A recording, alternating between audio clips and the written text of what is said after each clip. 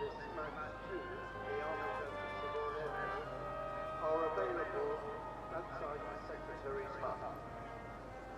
Scorecards for this match, the Army versus the Royal Air Force, are available outside the Secretary's hut.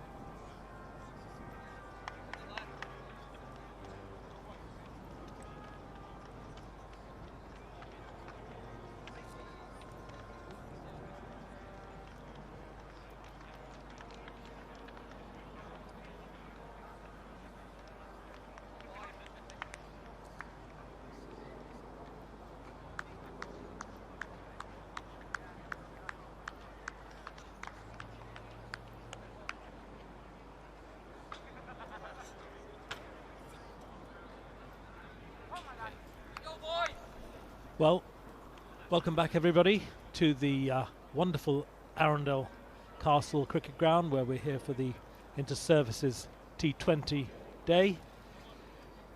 We've just had a very close first match between the Royal Navy and the RAF, which the Royal Navy won by 4 runs, which means that the RAF stay on and play this next match against the Army. The RAF have won the toss and have elected to bat first. So making their way out to the wicket, we can see, I think that is Corporal Diver, if I'm not mistaken. It's Tom Shorthouse, I think, and as you say, Corporal Diver, who opened in the first match against the Navy. So you're tuned to the BFBS, bringing you live coverage from this lovely ground.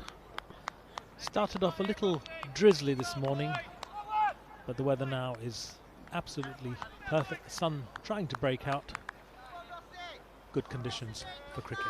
And we're going to watch the Army adopting the quite common T20 tactic of a spin bowler at the start of the innings.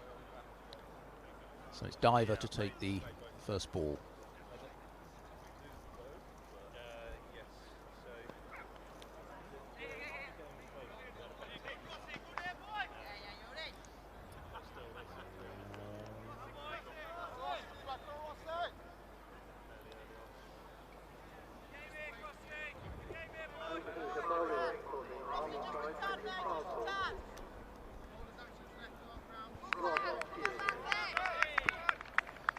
Rob Dearden opening the bowling for the Army at the castle end. And an aggressive shot there from Shorthouse.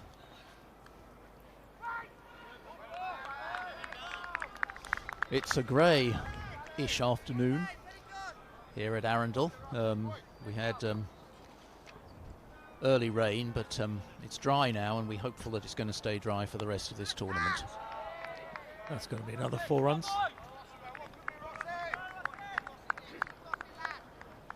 It'll be interesting to see how the Air Force approach this innings, because they were quite... it was a steady start in their first match against the Navy, which they ended up losing by just 4 runs. And we may see them take possibly a more positive approach this time round.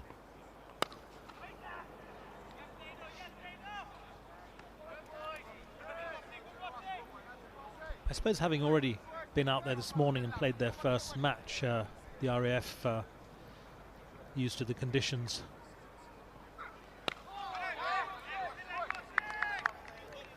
That one was arrowed in quite quickly, wasn't it?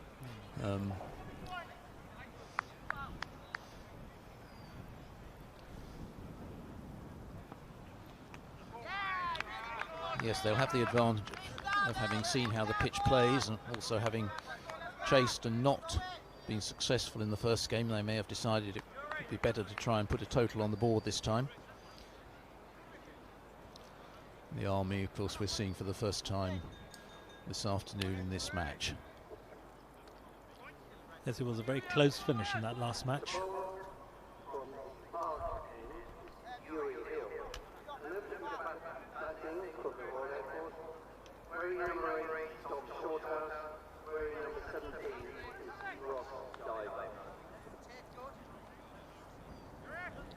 Yuri Hill going to bowl the second over from the park end. We've got a deep mid on, a deep mid wicket, the two fielders out on the boundary. The power play in this game, which is a full 20 over game, unlike the first game, the power play will be for the first 6 overs, and that's So a wide to open up with. So 6 runs off that first over. So a good start for the Royal Air Force.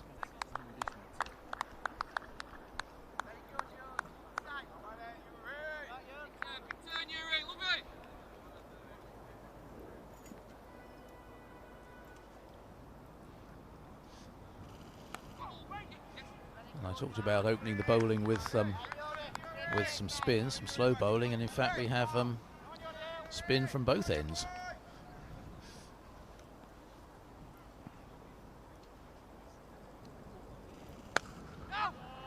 Shot.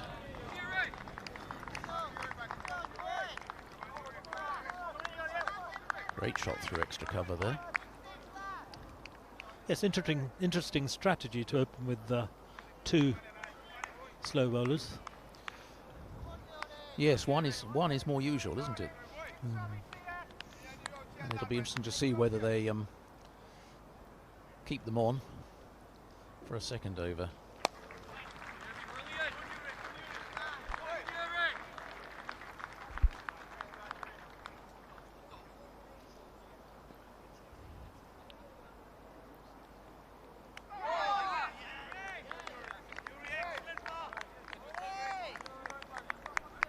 That was a good delivery.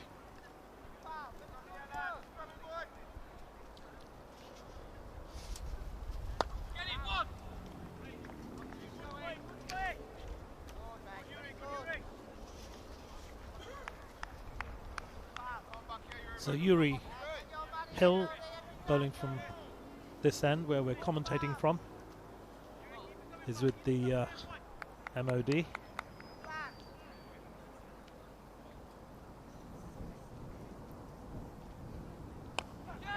Nicely done.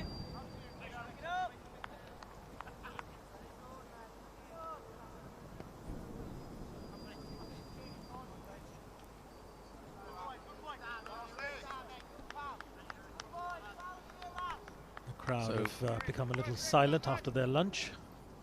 They may still be enjoying it, of course.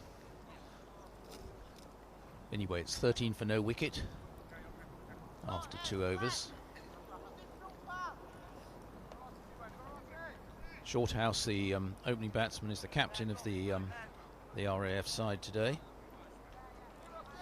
He has a double 100 to his credit for Sleaford, his club in the Lincolnshire Premier League. And we have left arm spinner now bowling from the Castle end.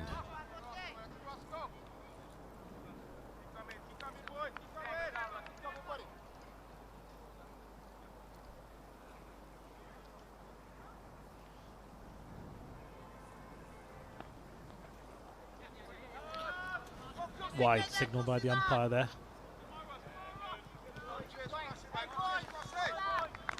So 4 wides.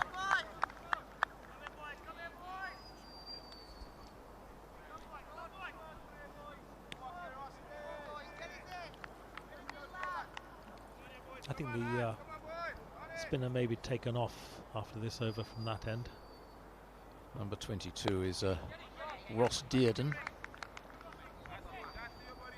Yes, I'd be very surprised if they bowled one of the spinners straight through.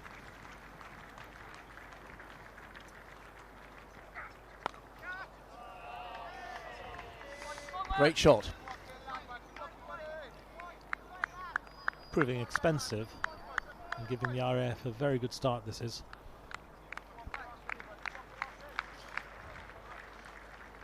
Yes, neither side in the first game really seemed to take full advantage of the power play overs. As the band pipes up, quite sure why they've come on at this time. Yes, I'm not sure whether you can hear them on the sound effects mic, but they are in full flow. Certainly. Lovely shot. Adds to the festival atmosphere, doesn't it? And Ross Diver is helping that along with a couple of successive boundaries. He was very impressive in the first match against the Navy as well, Ross Diver.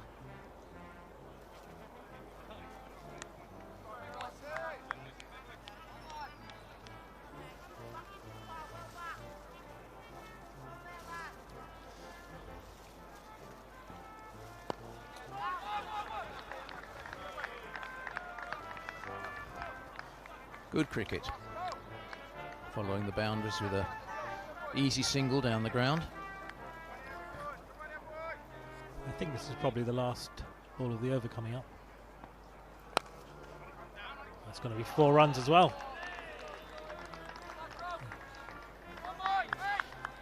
A very expensive over.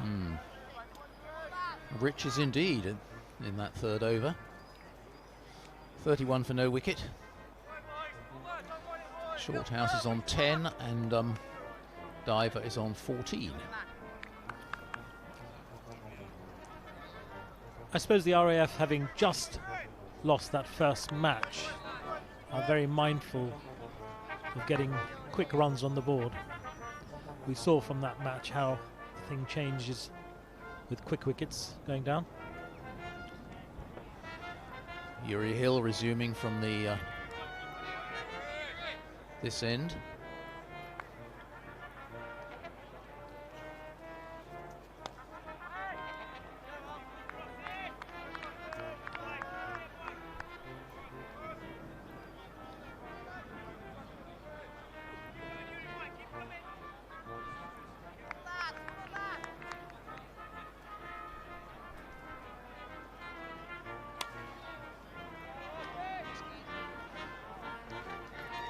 Beats Another the fielder, boundary. yeah.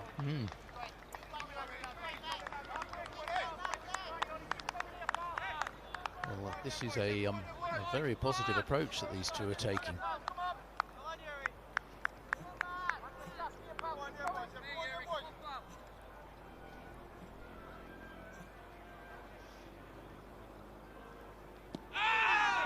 It's a good shout.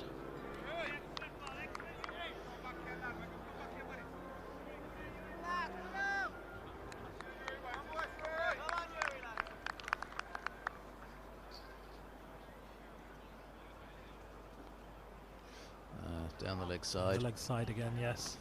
Is that going to run away? Not quite. Just picked up inside the ropes. So there's a lot of runs coming in extras in this innings.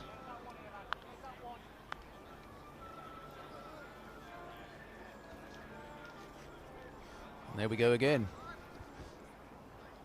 Well, this is very disappointing indeed for the Army, as that one runs away for 4.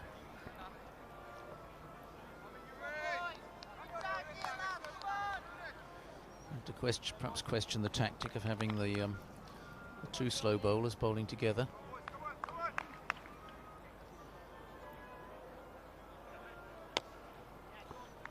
Yes, I'm sure there'll be a change in the bowling after this over. There certainly will be in the change of commentary.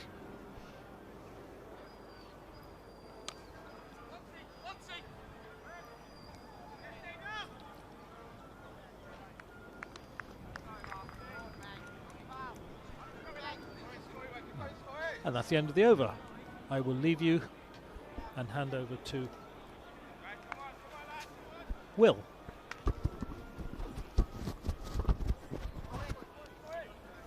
Thanks, Avinash. So 4 overs have now gone. The score is now 43 for no wicket after another productive over for the Army.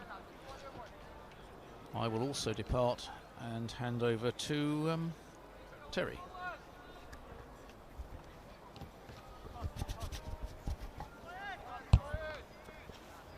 Yes, the Army opting to open the bowling with fast, flashing spin, darting in at the batsman. It's been a spasmodic approach. Deliveries scattering everywhere, and the batsman obliging. It's Diver again. He's hitting boundaries for fun at the moment. 4 fours so far. The Army just looking for a bit of control here.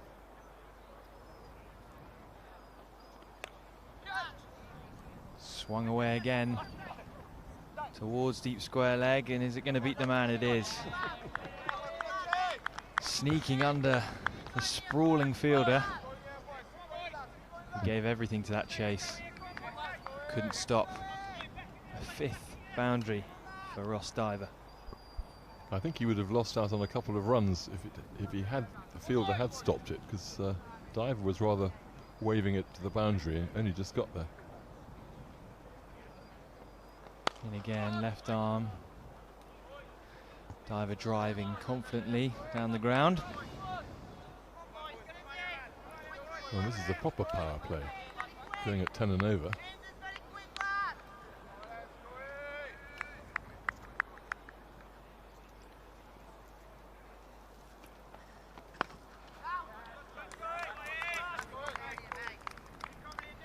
A rare dot ball for the Army. Nicholas Schofield, the new bowler from the Castle End.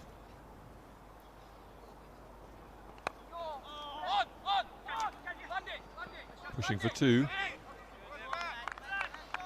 Not taken. Fielder on the boundary. Stendon Orion.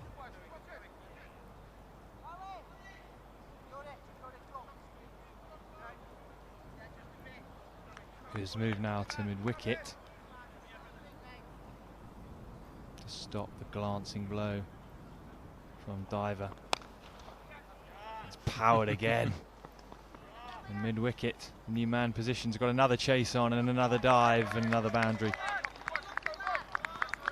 6th 4 for Diver. He was just warming up in the first match. He's really going for it now. 5 overs gone and already the score 53. Crucially as well for no loss. Thunderous start for the RAF. And the control desired in that 5th over by the Army, not provided by the bowler. So the power play yielding up 53 runs. And if these two stay in, well, they could get 150, I guess.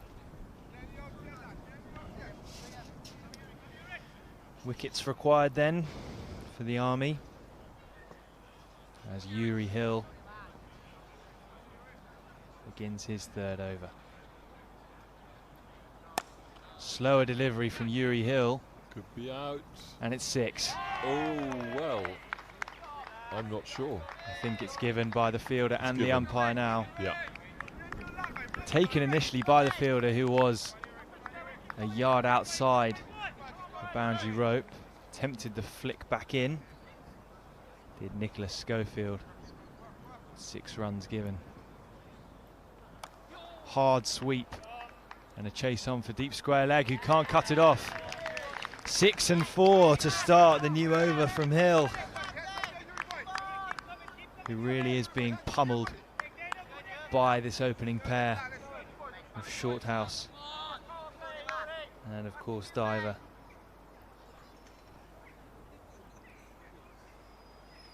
Shorthouse facing up again, rocking back. Cramp for room this time by a canny response from Hill.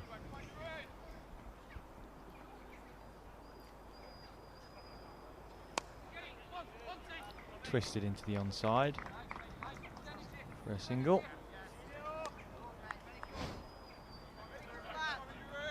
And a bullet of a throw coming in from that boundary, nearly taking the head of Ross Diver. He doesn't quite have to dive for cover, just ducks underneath it. A swipe, it's right up in the air. The bowler's not moving because he's taking the catch just above his head. And against the run of play, that is a crucial breakthrough for the Army, who are being punished to all parts of the ground by Ross Diver,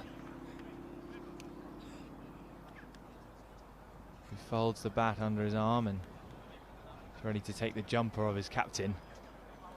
But he has to go after an explosive opening display. Yeah, it really was a good innings. He was hitting good length balls to all parts, making use of the fielding limitations, only 2 men out. A proper start to a T20 match. And Adam Fisher, the new batsman, he scored runs in the first match and got out at a crucial time. Stunning catch it was too. Ross Diver off 21 balls and 6 fours goes for 28. 53 for loss of 1 wicket for the Army, who have been patient, and is that the breakthrough they need?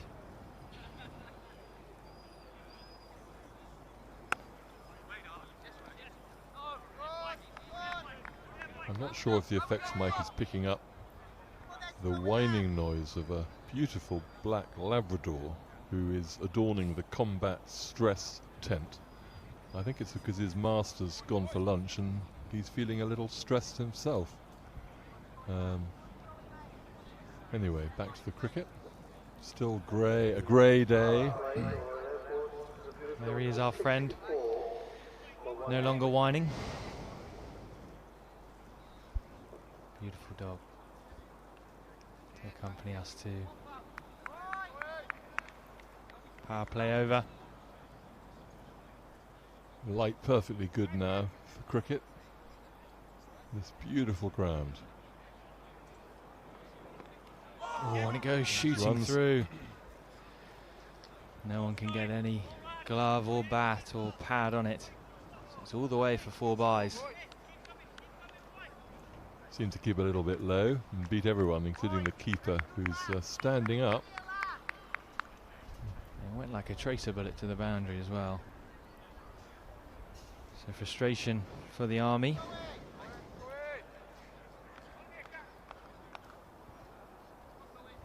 .68 for 1 with those 4 byes. Driven again, but there's cover down the ground and the boundary, both long on and long off in place. There's a deep cover, deep square and that deep mid wicket. So a spread field in this 7th over.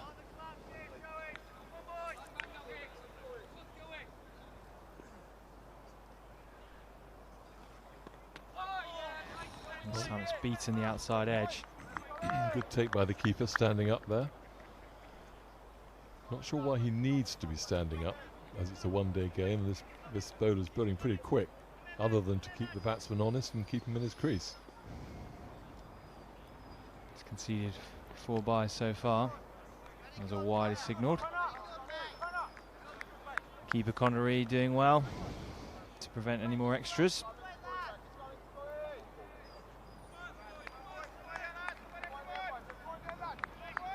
I think just behind the stumps there's a little container of hand sanitizer. The camera panned in. You've got better eyes that than me. Crucial in these times, of course, as this morning's developments prove.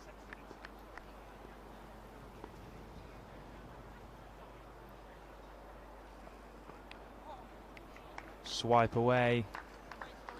Just enough bat on it. It's going very fine down there. Past the keeper to the fine leg boundary for another 4. Takes the total to 72 now. 74 in fact. And I can confirm that Will's eyesight is remarkable because he's spotted a very small hand sanitizer bottle, and there is one at each end, right by the stumps. Full again, driven again.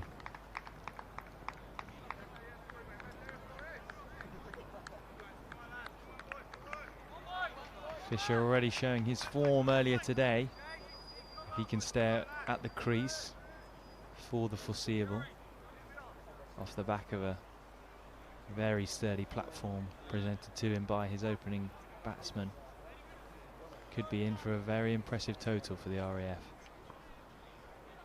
Just to remind you, you're watching the T20 Inter-Services Tournament on the BFBS Sports YouTube channel. And we're into the second match. The Royal Navy having won the first, tight affair. And the RAF choosing to bat, having lost the first match, choosing to bat in this second game against the Army. So Yuri Hill will complete his 4th over, his final over of this innings. Being bowled out straight away by his captain Jay Boynton.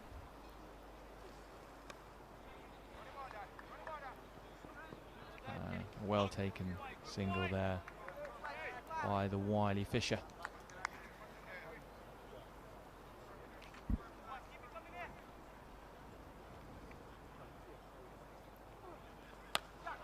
That's been pummeled, but not as cleanly as Shorthouse would have liked, although with a bit more bat and it might have seen the end of the RAF captain. Drops well short. Yeah, that one really climbed on him, and he ended up getting it onto the top of the bat and didn't go, as you say, as far as he would have liked, but perhaps a blessing.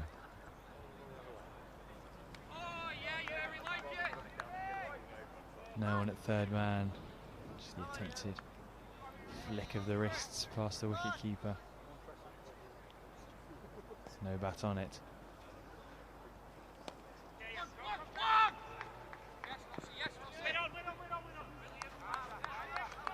Charging in well is the fielder on the square leg boundary, Ross Dearden. It's been something of a theme today. Intensity of the fielding. There's been very little let up, especially by the boundary riders charging in to prevent second run. Again, another nice bit of fielding by the man at 45 on the onside. I would say these are quite big boundaries, wouldn't you? And so that's why they're always looking for 2 and often being able to get them. As you say, the fielding's been by and large pretty good. So 8 overs gone. The RAF has 79 for 1. So Yuri Hill going for 32 off his 4 overs, and that included 12 dot balls. So he went for a few boundaries. And now we have Boynton coming on to bowl what looks like off spin. That's the Army captain, Jay Boynton. Left-handed batsman, modelling himself on Marcus Trescothick.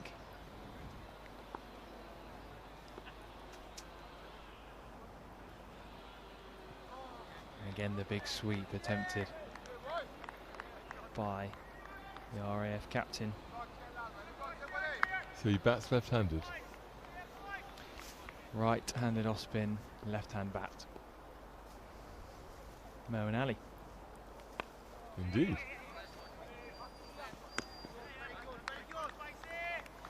Another neat single taken by Fisher. Just ensuring the scoreboard is ticked along, even when facing the good balls. Another sweet shot. So Well pushed. Long side of the ground, isn't it? And so one for the throw every time.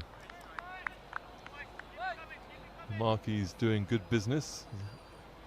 Still people lunching in the one at the far side. Others have finished and perambulating around the boundary, watching from various different vantage points as that one's hoisted for 6. And that has gone a long, long way down the bank towards the castle in front of a huge tree.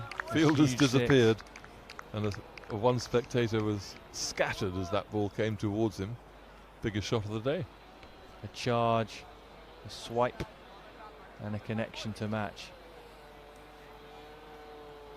Wonderful piece of batting by Shorthouse. Score now 89 for 1. After 8 overs, then it's time for us to make a change here. I'm going to give way to Ian.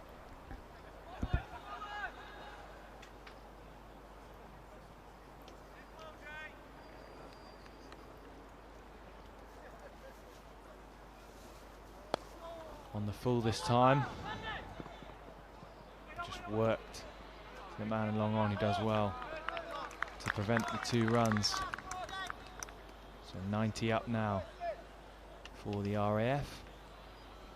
And I'm going to hand over to Alan.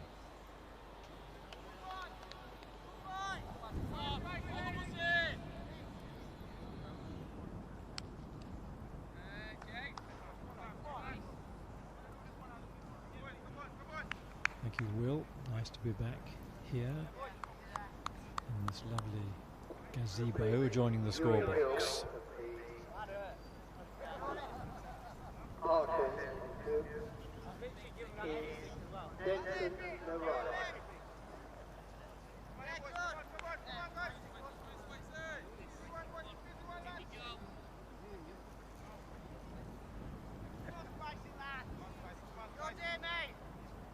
Well, some contented spectators around the ground, Ian, I think, after seeing the start to this innings and some aggressive cricket.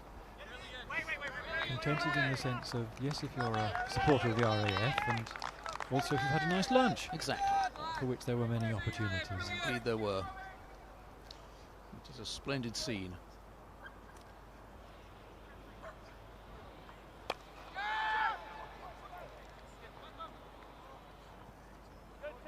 I think the RAF have come out to prove a point, because they were beaten in the first match by the Navy, a match that they probably thought they should have won from the position they were in at one point.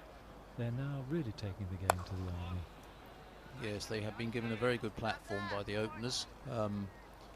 These two are reputedly the best batsmen in the side, and they spoke too soon as we see the back of the captain, Shorthouse. Was he caught behind? Caught behind, attempting to cut. He's cross with himself. He bangs the batsman in the side, and he spoke too soon as we in a strong position to make a comfortable total. And we've just seen the replay of that.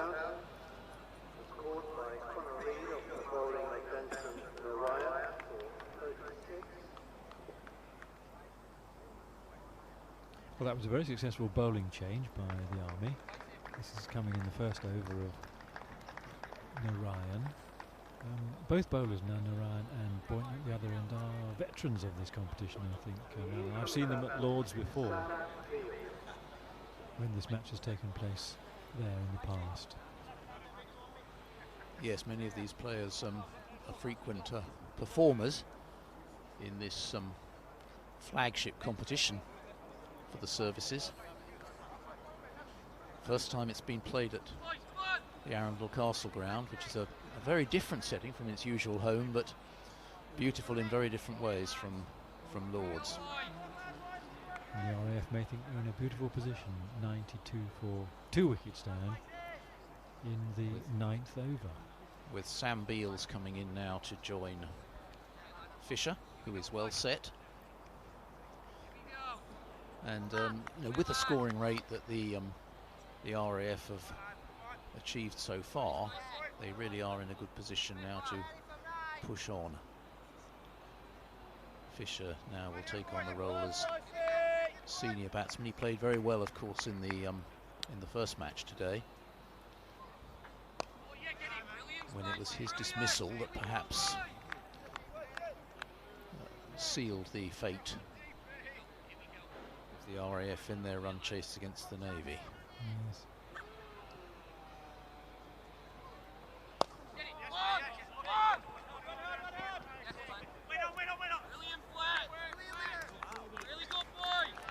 Another example of the good fielding that Terry and Will were speaking about. That kept that good strong shot just down to the single. Fielding really is a marvellous facet of this format of the game. It's been a feature of the day so far, hasn't it? That all three teams have performed very well in the field.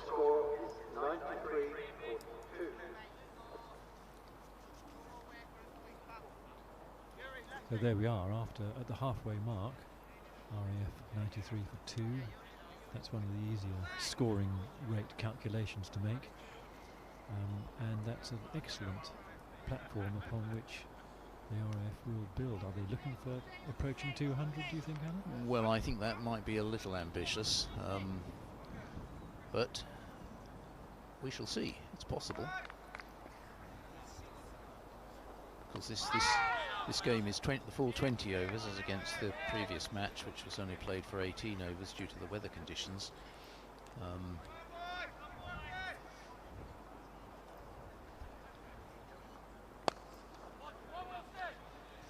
And we have to remember, of course, that the RAF used their power play very, very well in this game, so that the scoring rate in the second period of 10 overs may not necessarily match that in the first 10. That's what's an intriguing aspect of this format of cricket, isn't it? And yes, it's difficult to judge what is a good score on this surface, isn't it? Because in the first game the surface was possibly a little damp, drying out since the early morning rain. In fact, the light is possibly a little bit better than we've seen for some time, isn't it? I think the light and the conditions all round are improving by the minute.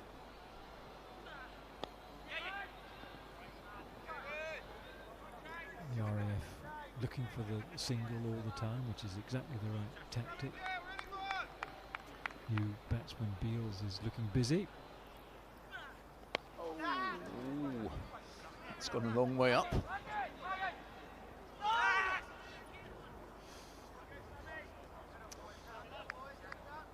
Shall we be charitable? I think that was a difficult catch. He had to run in 30 yards perhaps, and then it Yes. seemed to fall very quickly, didn't it? It did. And dip. It went a long way up in the air, and those ones are hard to judge. 2 runs to Beals.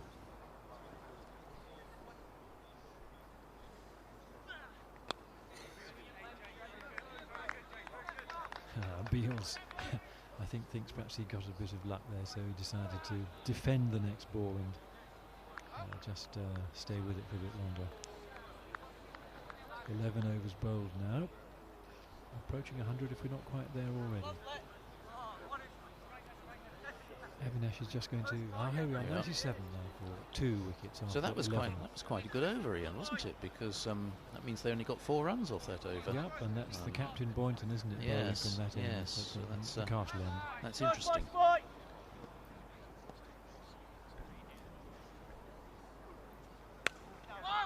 This is Nyreen resuming his spell from the park end. Slow right-hand bowling. It's a big boundary on the that side. That is the side farthest away from us. The leg side to the facing left-hander Beals.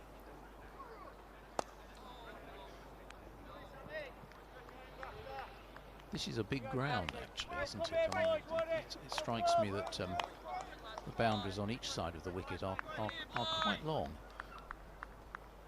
Certainly compared with Lords, where the final is normally played on a pitch on one side of the main square, which means you have one short boundary.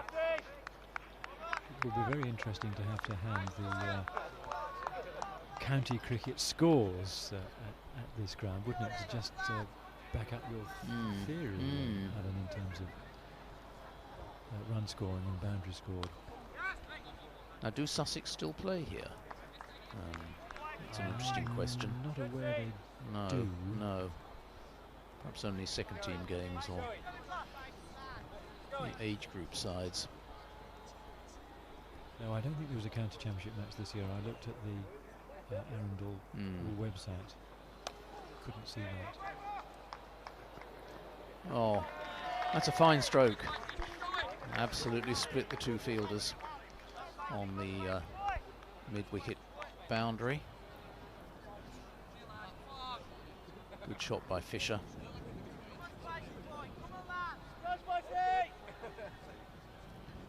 He's having an impressive day. There we go again.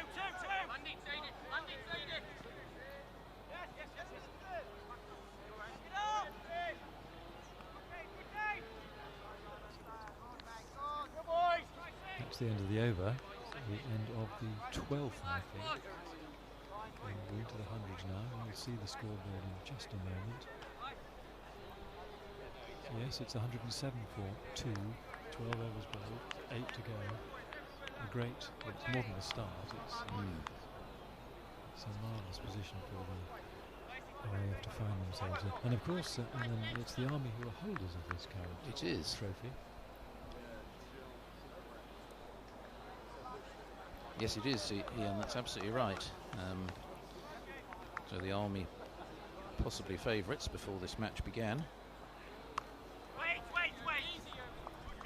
And Boynton, who is the captain of the Army, has put a bit of a break on the scoring, yielding singles, but no boundaries apart from that enormous 6. Was it Boynton bowling when that 6 was called? Yes, it was. That's quite right. Oh! Well, that one certainly got a bit of bounce, didn't it? That's the end of Beals. Yes, it was. That's quite right. Oh! Well, that one certainly got a bit of bounce. Given out, but he was, and he must make his way back. May just have taken the glove, I suppose. Yes. Well, that potentially puts a break on the RAF progress.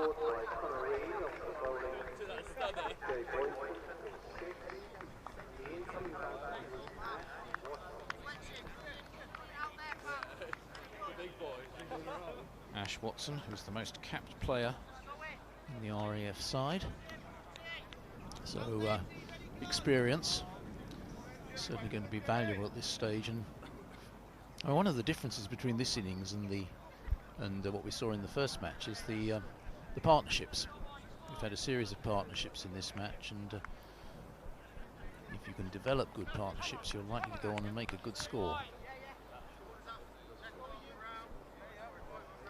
The new batsman, Watson, is left-handed, which brings about another change in the field. The field is well spread, as it needs to be in these circumstances. Nobody really attacking, are they, in the field?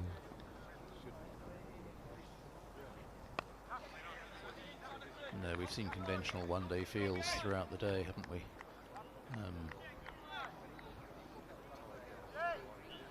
There might be a case for a short mid-wicket, but not so.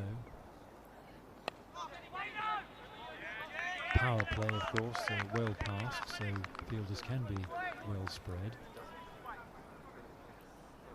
Yes, and the batting side is in a strong position, aren't they? So the Army concerned to cut off the boundaries if they can.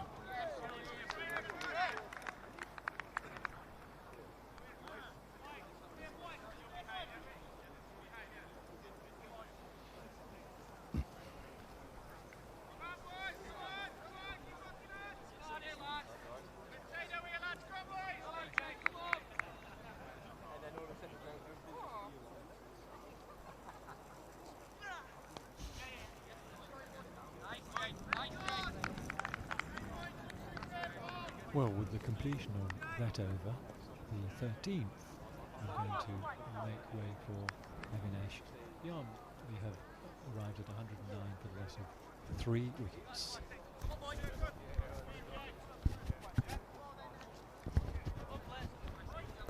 Thanks, Ian. So I'll continue while the handover is in process. 7 overs of this innings to go. Narayan to continue from the park end. A few changes in the field. 2 men on the deep mid on, deep mid off boundaries. Sweep there for a single. And welcome back, Avinash. I shall now depart and pass the microphone over to Will. Thank you, Alan. Just a reminder that you're tuned to the Inter-Services T20 Day from Arundel, brought to you live by BFBS. And we hope you're enjoying the coverage as much as we are. The conditions, the brightest they've been all day so far. The sun almost out now. The wind has died down, and the RAF are going very well. They lost the first match very narrowly by 4 runs against the Navy this morning. And Flight Lieutenant Adam Fisher, the captain, who's at the crease now, has been impressive all day.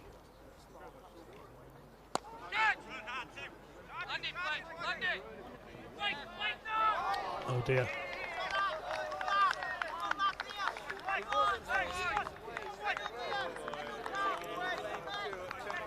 Two sprawling fielders, long on and off. Number 13 for the Army. Liam Fletcher has been throwing himself to all corners of this Arundel Castle Cricket Club field so far.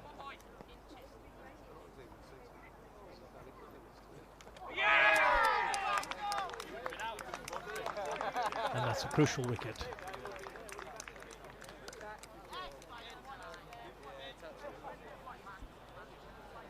Adam Fisher out.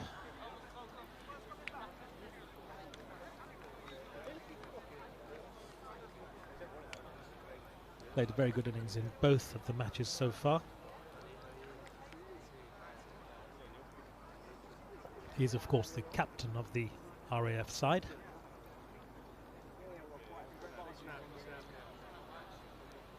Fisher just looking to rock back and slap the ball through mid-wicket.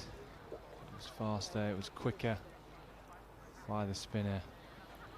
Shoots through onto his off stump. Narayan takes the wicket.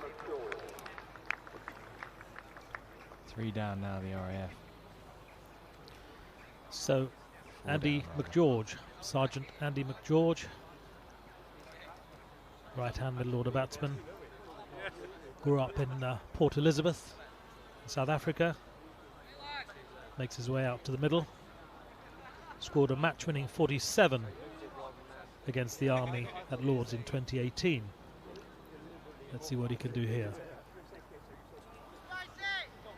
Vincent Narayan, another one of those spinners for the Army, like Jay Boynton, who's a batsman primarily.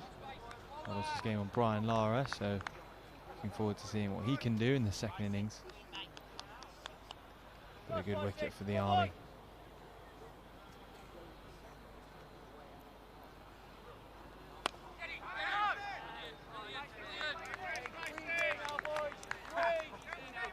spinners today have looked to really shoot the ball into dusty pitch, constricting the batsman, giving them little time to charge them or fully rock back. Seems to be the modern trend in all formats now. The spinners really getting through their action, cramping batsmen for the end of a successful over. Sri Iron, 118 for 4 by the RAF after 14 overs.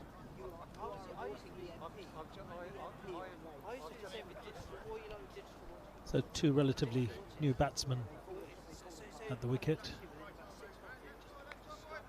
Might slow things down a little bit, otherwise they were going very well, the RAF.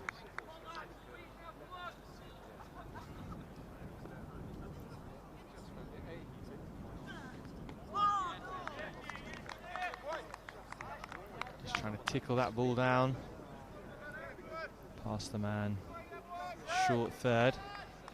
Current run rate 8.43. Certainly the highest we've seen so far today. That's played squarer into the gap and really well fielded down there by the Army number 5, Tate Carmichael. Excellent teamwork with Schofield, just 2 runs.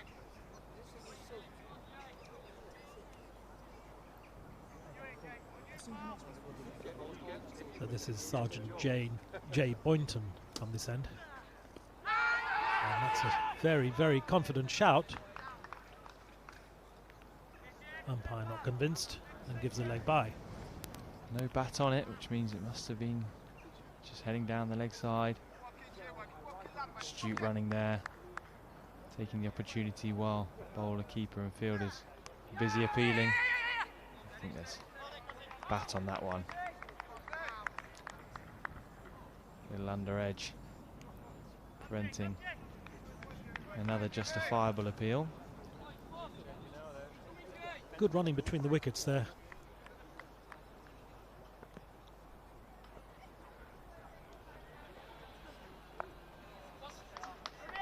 Lovely bit of innovation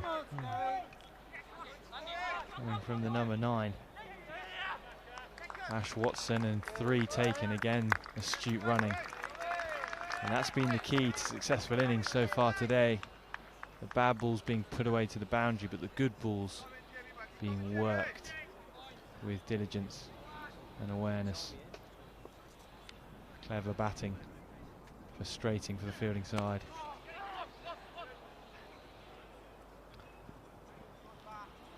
Another quick single. I think the running between the wickets and the singles they picked up in the first match against the Navy, which they only lost narrowly.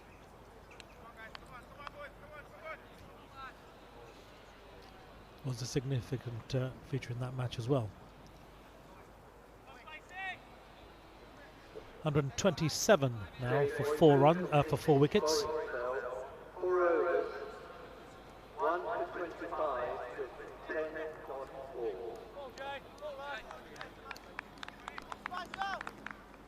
So Dendan Narayan to continue from the commentary end.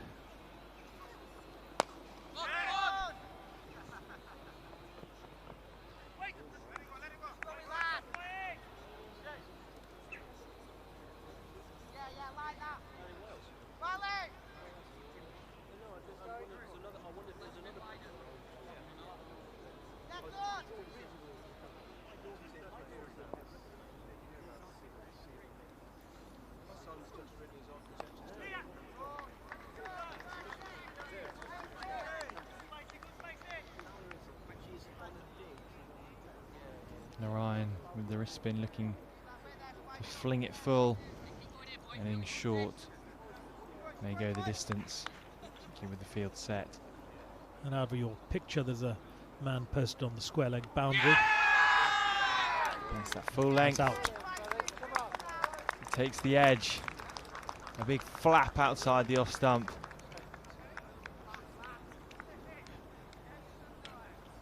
Delayed, waited to the last minute, the batsman.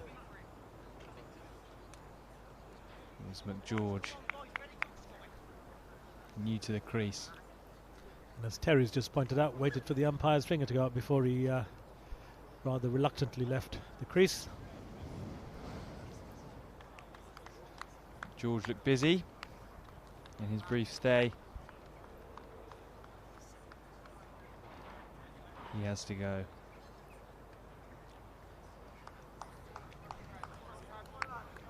The marquees are now empty, with the diners back onto the edge of the field watching.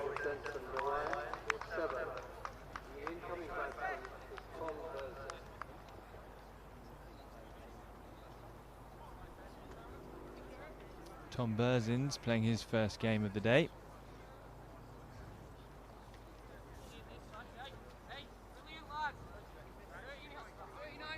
At number 7 for the RAF. 5 wickets down, the run rate just steadying. Yes, to be explosive right from the off. Yes, he wasn't playing in the first match, was he?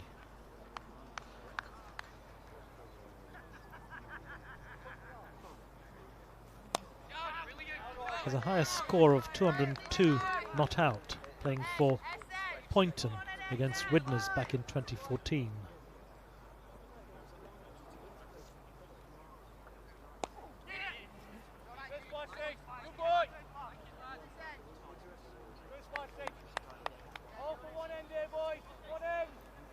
And the Army just sensing an opportunity to really damage that scorecard.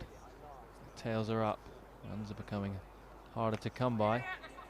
As batsmen are less set. Opportunities there, but opportunities for sneaking another run from overthrows with the field spread.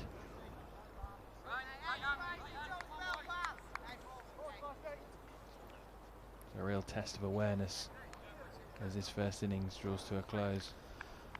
So 132 at the end of the 16th over, 5 wickets down.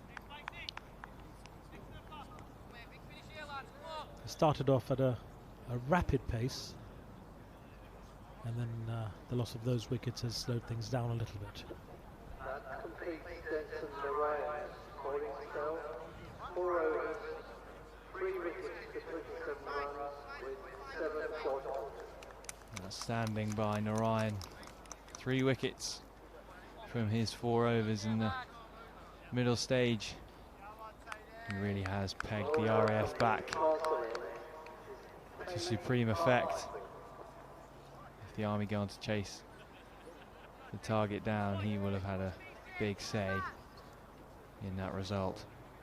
Fine performance from the spinner. So there'll be a change at both ends now.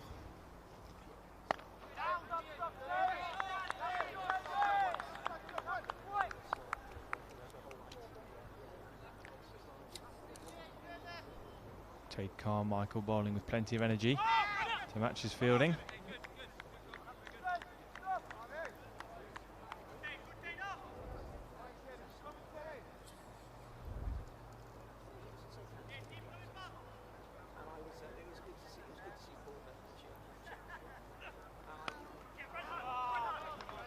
It's a good shot.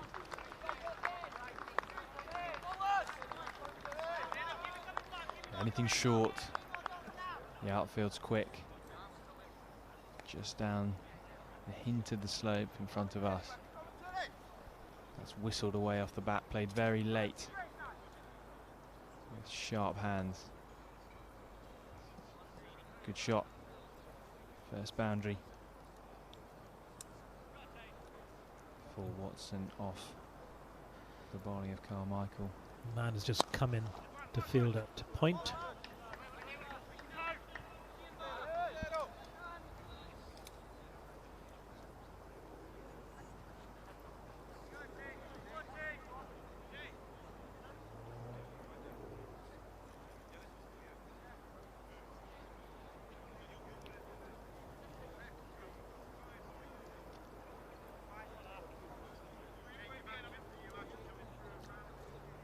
So Carmichael has got 2 men on the offside boundary.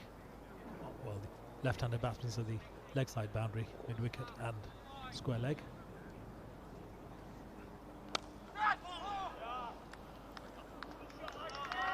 It's gone sizzling to the boundary of Ash Watson.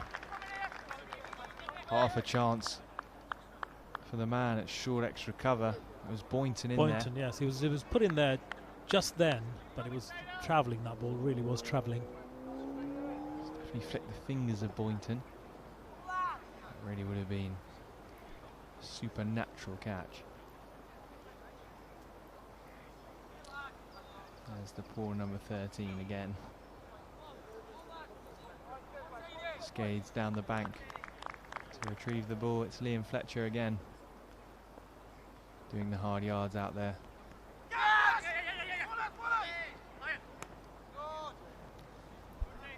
Nice improvisation there. Another single to the board. 2 boundaries off the Carmichael over. RAF resurging here. 142 for 5 at the end of the 17th over, and we'll have a change in the commentary with Alan and Terry coming back on.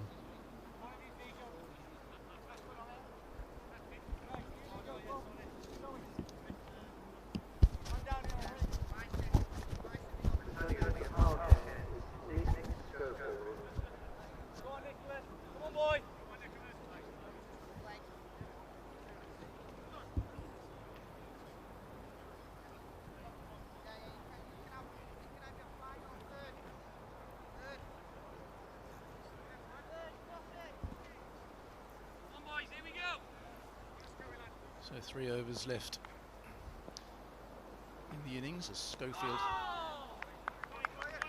a mighty heave onto the leg side, which is probably what we're going to see from now on.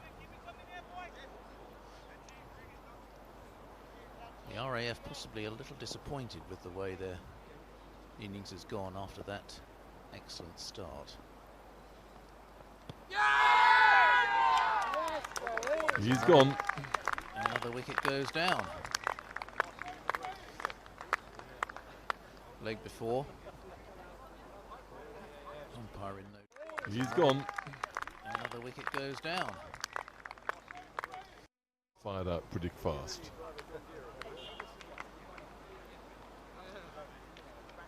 So thoughts of a score in the high hundreds. 180 or so, long gone now. But 142 for 6, still not a bad score with 3 overs to go. I mean, they should now be looking to get well over 150.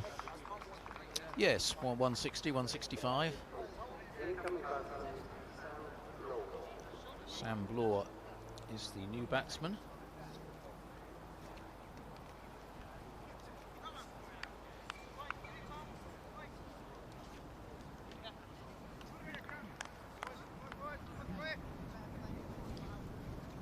And I can tell you that we have spotted some blue sky, which is quite rare this summer, but there is a patch of blue sky. The light's perfectly good now. The weather seems to be pretty set fair. The clouds are a little higher. The rainy looking clouds have moved away. And halfway through this second match on BFBS YouTube Sports channel, live from Arundel Castle.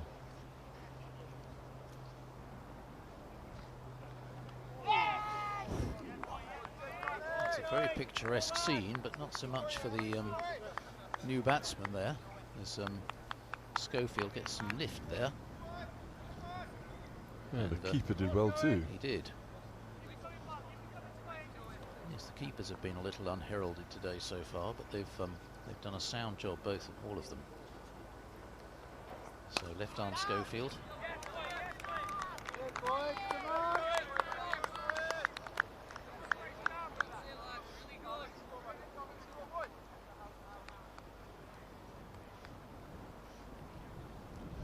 It's nice to see people perambulating around the ground, isn't it, Terry? Gives a Is that one?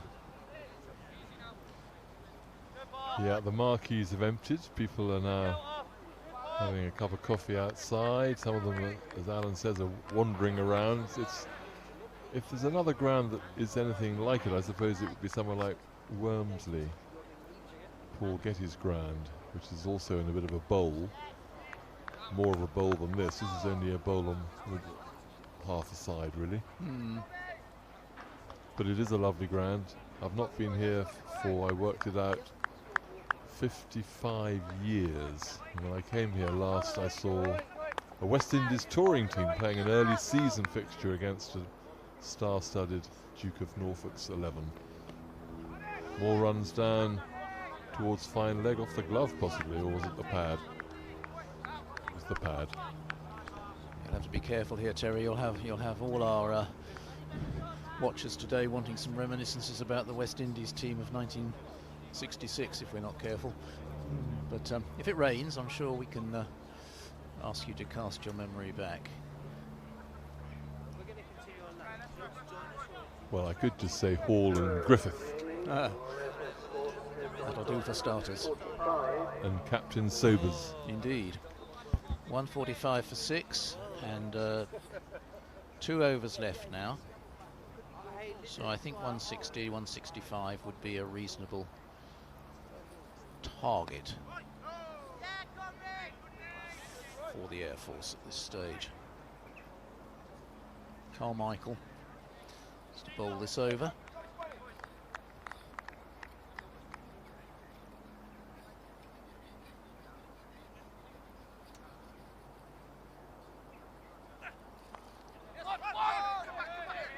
I'll look for 2 here. And I think they'll get it.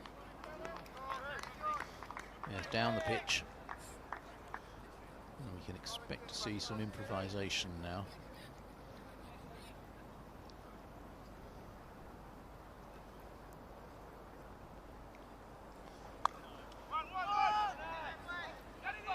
This time 2 will more. they take one for the throw? Yes, they will.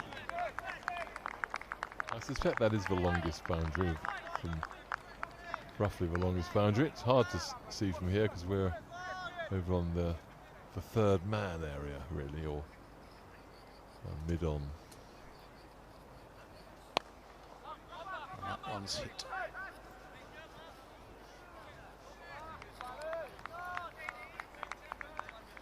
So a run off every ball.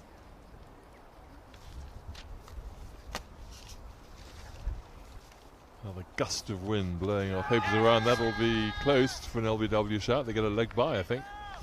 Unless he hit it. He must have hit it. Well taken single to just past the keeper. And the third man who's in the circle had to run to his left to collect.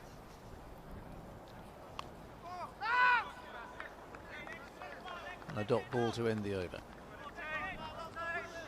So I don't think Carmichael will be too disappointed with his return from that over. 8 runs, 6 runs from it actually.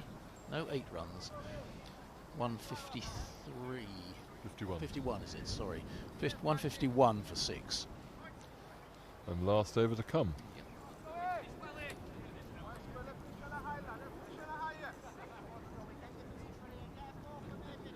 And it will be Schofield again to bowl this last over.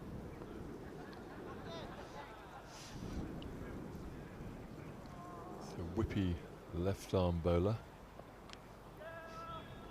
Oh, that looks a risky one. And Touch of the Nathan Lyons. yes, just a bit, yes.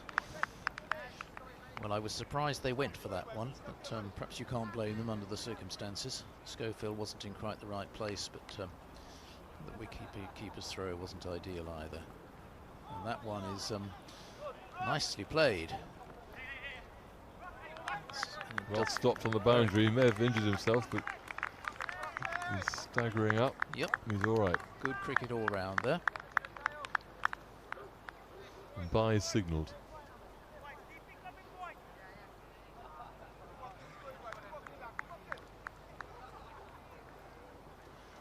Contented laughter around the ground. Full pitch. It'll Two be there. an easy 2 there.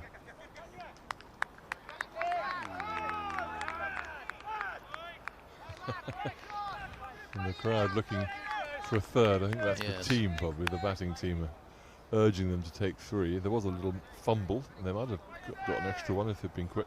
One of the lessons of this innings, I think, has been that there are a lot of 2s on the ground, aren't there?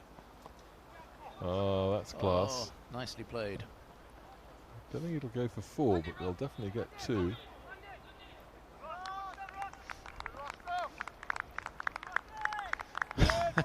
A little bit of footwork there from the batsman. And that qualifies as a ramp, does it not? That shot? Yes, I We think so. haven't seen many really No, unorthodox no. shots. The odd reverse sweep, but that's old hat now, as Mike Mm. Gatting would tell you. Yes, even the ramp is becoming relatively commonplace. Yes, how about a switch hit? Oh, one of those would be good to see. Well, there's somebody today has got the nickname of KP. I can't remember who it was, but I remember seeing that in our player profiles. Well, that one could have gone into the next county. Instead, it's gone for just one by. So the bowlers have done a good job in these last 2 overs. Haven't conceded a boundary as yet. And it looks like the Army are going to be chasing about 8 and over, which is a very good score, isn't it? I think it's a decent score. Yeah. Good shot. That might go all the way. Yeah. Yep. Good shot off the last ball to end the innings. Fletcher will be 163 for 6 off the 20 overs. And a good partnership of 21 there for the last wicket. And I think, having lost the first game, the RAF will be reasonably happy with that. I would have said so, Terry. I think they'll be slightly disappointed. Sorry, the score was 163 for 6, 163 for 6. Tom Persons was not out 15, Sam Law not out 7. The light roller is going to be applied between innings. And the groundsmen doing their stuff. There's a lot of dust coming off the bowlers' run-up marks by the stumps, which suggests that there wasn't much damp around under the covers, although there was a bit of, it did look a little green this morning, but I think it's settled down for batting now quite nicely. And they're playing, batsmen are playing more freely now, I think. Yes, I think any residual dampness has long gone. It's surprising how much dust there actually is. Well, that was an interesting innings by the RAF. They were something like 93 for 2 off the first 10 overs, and we thought they might be looking at 180 even to 200, but the last 10 just went for 70 runs. 163 though I think is a very competitive score. We haven't seen today what the Army's batting lineup is like. We're going to have a 10-minute break now before the Army start their reply, and we will stay on the air throughout the interval, and so please stay watching. Just a reminder, you're on the BFBS Sports channel watching the Inter-Services T20 tournament for 2021. It wasn't played in 2020. On the Army side, number 11, is not playing, and number 12 is the We have the PA announcer, Tannoy, right above us. You may or may not have heard that during the telecast. But I can report that the owner of the Black Labrador, who was whining all through the lunch time period, is back, and the dog is comfortably sitting now and relaxed and de-stressed. The dog has actually been quite attentive to the cricket, I think, today, the combat stress canine. Well, he's not a ball retriever, luckily. No, we're quite safe. Otherwise, Whatever he might convert a 4 into a 2 or 3. Well, you mentioned the blue sky, Terry, a while ago. Now, I can't actually see any blue sky now, but it is a great deal brighter. And there is something appearing from behind the clouds that I believe is sunshine. And it's really looking quite an attractive September's afternoon now.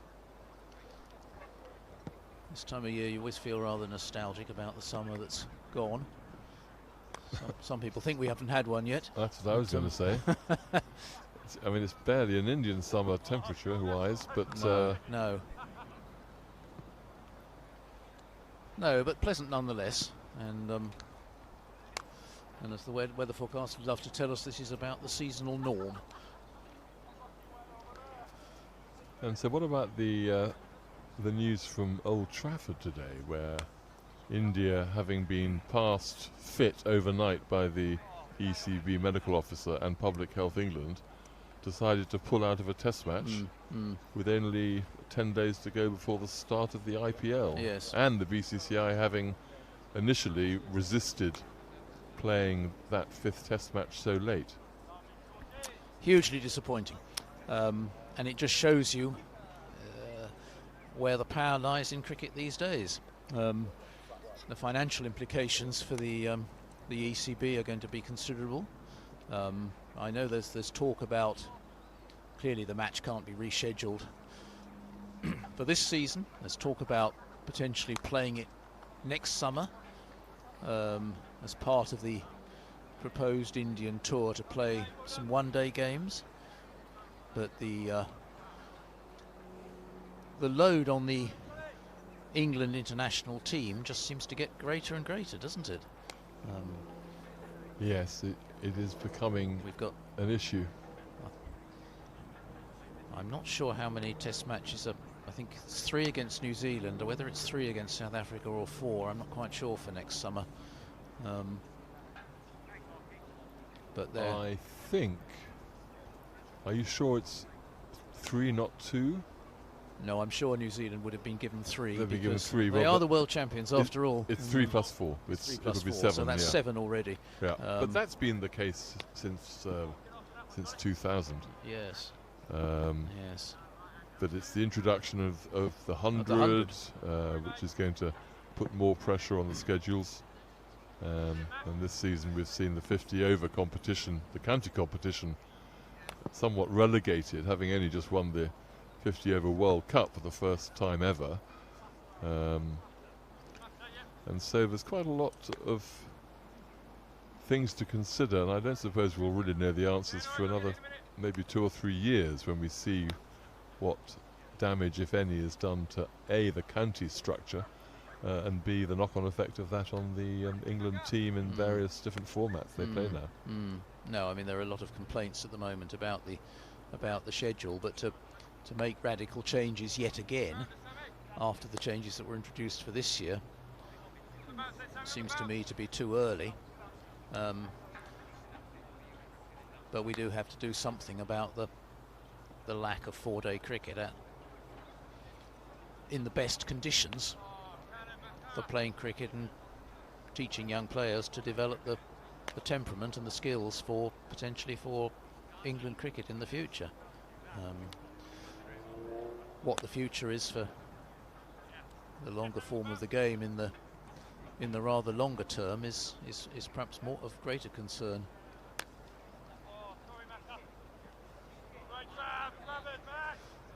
Yes, I was involved in a movie production for a film called Death of a Gentleman, which I don't know whether you saw. I have got it and have not yet watched it. Well, it's a good watch. It took a long time to come together, and it started out quite sort of innocently about the story of an Australian player whose name has just escaped me. I can tell you that. I think was it Ed Cowan? Precisely. Thank you. And he was only ever going to be a Test cricketer, and it was his story about coming into the test match arena at a time when the game was going, if you like, in the other direction. So it focused on him being kind of the last of a breed. And the story then developed because it took 2 or 3 years to make this movie, and by the time they were nearing the end of it, other stories were rising up, like the big three were taking control of ICC and all the money was going in one direction and so on and so forth. And Giles Clark, of course, inevitably had to feature as a bit of a villain character. So yes, I think this story has been around for a little while now, and in the end it'll depend on the players. I'm very sad that Kohli was the one who said, no, we don't want to delay it by a day, we want to postpone the whole match, I'd rather go home, I'd rather keep the 2-1 lead in the series, I'd rather go and play the IPL, I'd rather protect my own contract, if that is what has happened. And it does seem as if that is what has happened, because why would you not go and play a game if the medics have given you effectively the all clear? Yes, yes. I think having a lead in the series and the fact that India have been in a bubble for what is now about 3 months or so would have motivated Kohli to take that decision. And one has some sympathy for that. But for the fans and for the longer term future of the game, one can't help but feel it's a very disappointing decision. And if you're actually staging a test match, as Lancashire were, having put in all the effort they've put in and not having a match now till 2023 apparently, it must be bitterly disappointing. And of course, as you said right at the start of this conversation, the fans have been let down. They were told last night the match was going ahead, they would have breathed a sigh of relief, they'd have made their plans, made their picnics, got in the car, and then overnight there's a change of heart. So out in the middle, Terry, do you know what time this decision actually came through? Because it certainly wasn't there at 7:30 or so, and the first I heard of it actually was when I got to the ground here today. So about 9 o'clock. So the fans would actually have been on their way to the ground at the time. Yeah, no, I mean it's disgraceful. It's shocking. Presumably, India were talking to their board overnight. India being what, 4.5, 5 hours ahead. Yes.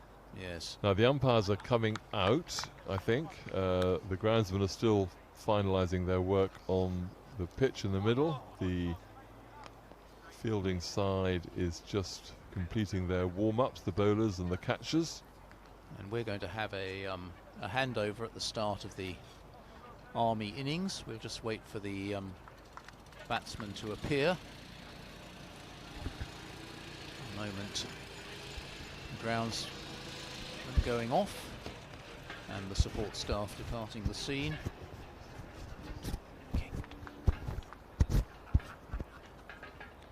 Umpires placing the bails and the stumps, and this could be a very interesting chase for the Army, who are the holders of this tournament.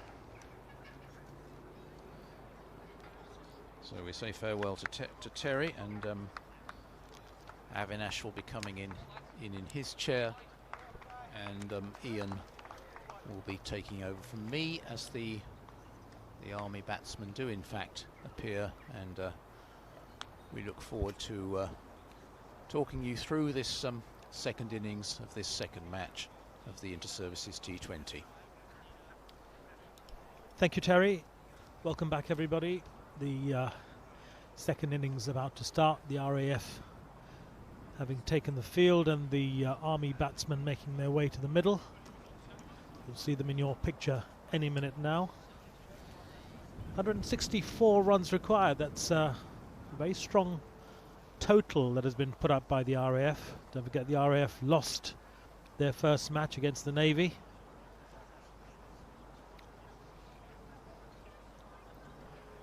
And then after this, it'll be the Army against the Navy.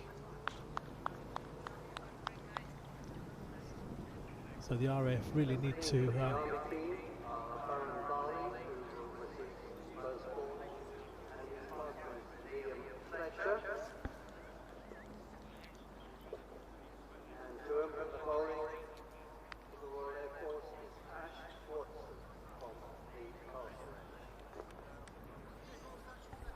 So Ash Watson opening the bowling from the castle end. And facing, I think, is Corporal Varun Barley. So again, they're opening the bowling with a slow bowler.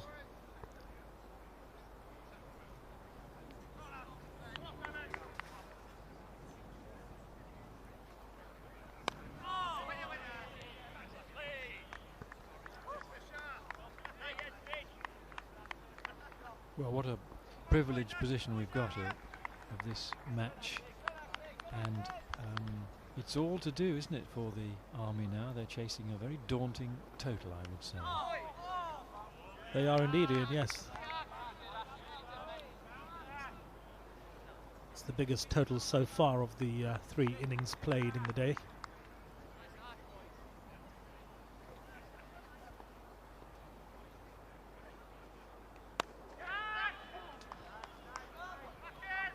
And the opening batsmen are facing one of the best bowlers in the tournament in Watson, who's played in these matches over a number of years and has a very good record in batting and bowling. And of course the Army have got to penetrate the power play of the first 5 overs.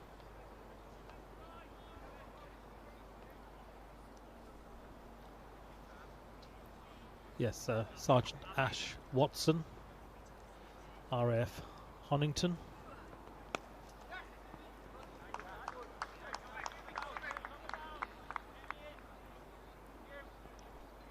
Got a hat-trick in the 2018 IST T20.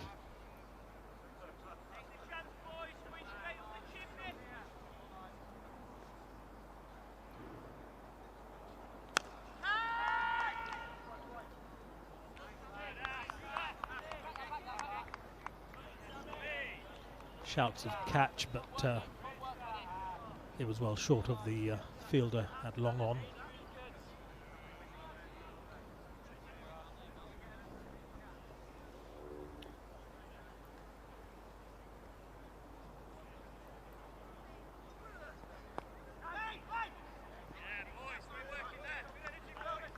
Well, that was a pretty tight over to start with, wasn't it?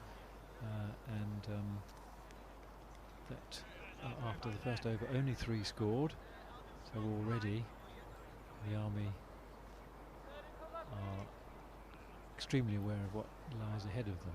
This ground is not in a bowl as such, it's tree-lined, but the bat on ball makes a resounding crack every time it's hit with any sort of force. I hope you might be picking some of that on the effects microphone. And we've seen some pretty hard hitting too.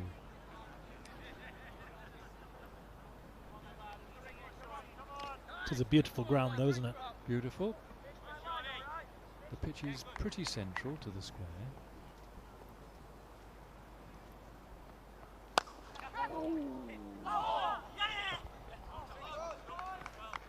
And that's another example of a very hard hit ball. And I suppose to be accurate, that was a missed chance. It was hit very firmly back to the bowler, who parried it but could do no more than that. A life for the batter. And the bowler's wringing his hands, as you can see now. It really did come back to him with force. I hope he's going to be able to carry on. Yes, it did seemed quite painful, didn't it?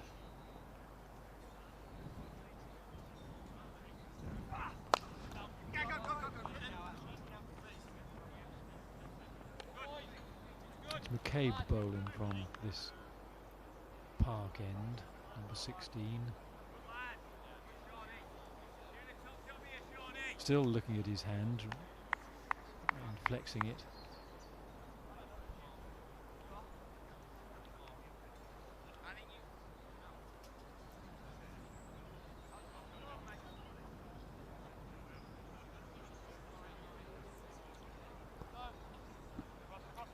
Just a reminder, BFBS bringing you live coverage of this Inter-Services T20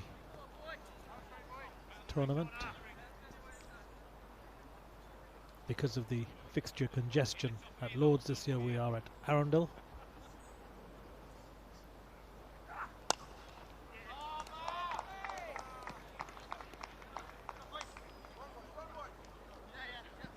Another mightily struck shot, and eventually finds its way over the rope out long off. A long chase for the fielder, fruitless, and the Army beginning to make some inroads into the target they're chasing.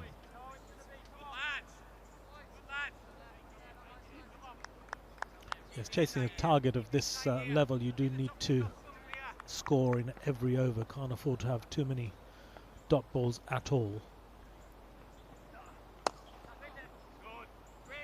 Speaking of which, there's one hit firmly but straight to mid-wicket.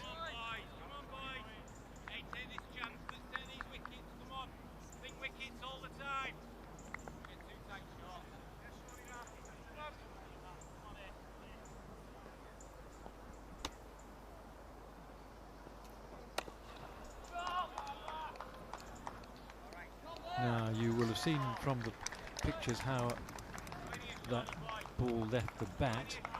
What you can now see is the ball being retrieved. That was an enormous hit, and a welcome boundary for the Army.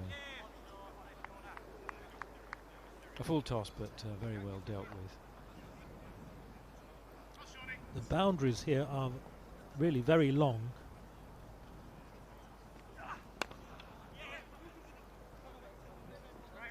Well fielded.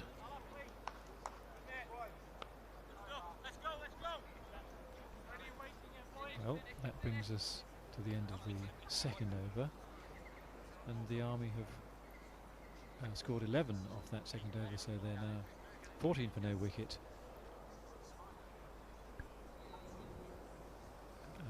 12 to Barley. Fletcher yet to get off the mark. He won't mind as long as the runs are coming.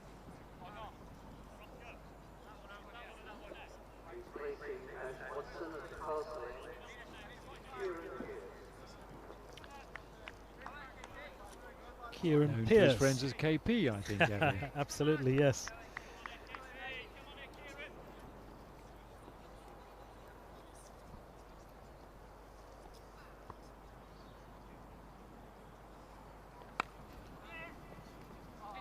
Super fielding. Yes, the camera won't have picked up that marvellous bit of work at point. He dived to his right and made a great save and got the ball back quickly too. Fielding is of the highest calibre. Oh my That's word. gone. Now that's a ball that he needn't really have chased. It was wide outside. Fielding is of the highest calibre. Oh my That's word. gone. Now that's a ball. I think he'll be rather disappointed, Abby. I agree, but I think it's the pressure of the total that they're chasing that brings about these sort of shots. But if the pressure's telling only in the third over, then we just wonder how they'll tackle it as the overs go by. Yes.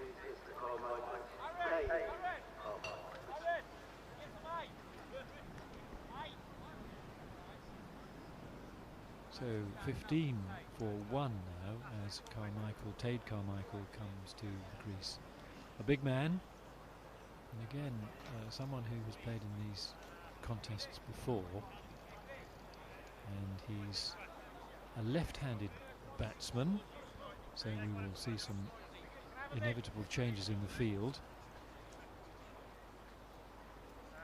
And the umpire will have to be alert as well if he is going to change his position at every time the batsman change ends.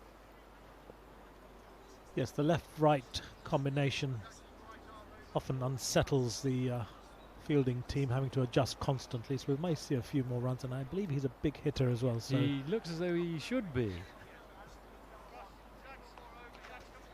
There is some field adjustments, and it looks as though they're strengthening the offside.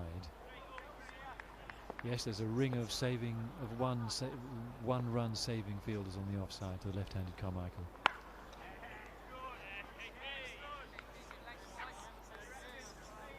Free swing of the bat shows some sort of intent straight away, I think. indeed.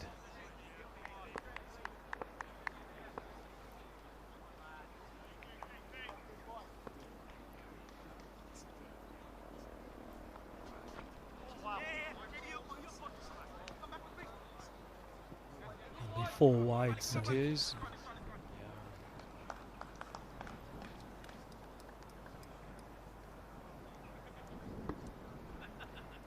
some of the bowlers have struggled to find the line today.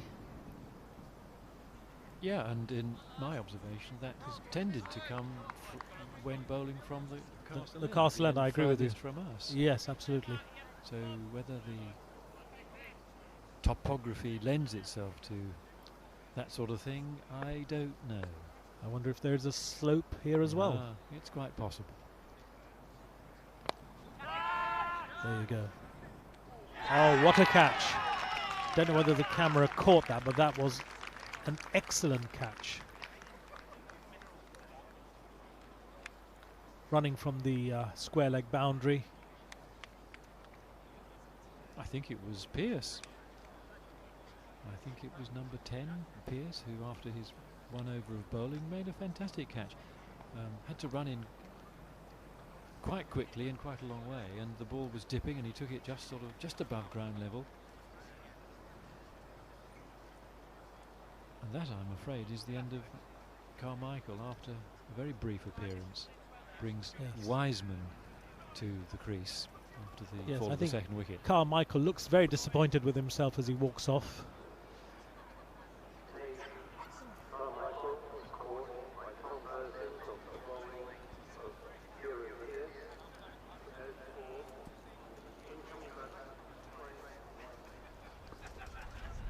We know the Army have to get on with it, chasing a big score as they are, but I think incoming batsmen ought to give themselves just a little bit more time to adjust to conditions.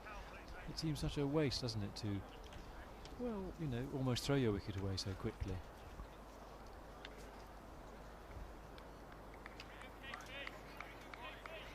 I think it's a fair criticism that sometimes batters don't give themselves quite enough time in limited overs cricket. I thought that was noticeable in some of the 100 matches where batters tended to go for it straight away when perhaps they could have been a little bit more reflective. Yeah,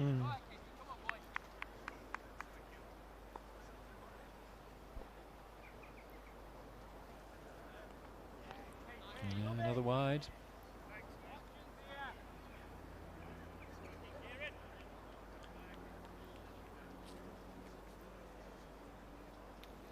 The RAF looking dominant now. Those wickets will have filled them with confidence.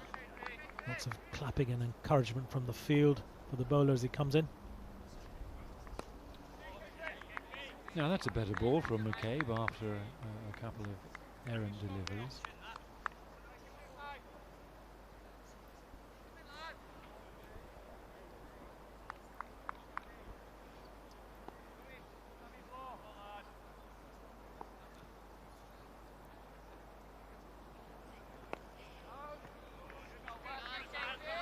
McCabe doesn't have extreme pace, does he? But he's tall enough to perhaps exploit what we think is a little bit of variable bounce at the park end.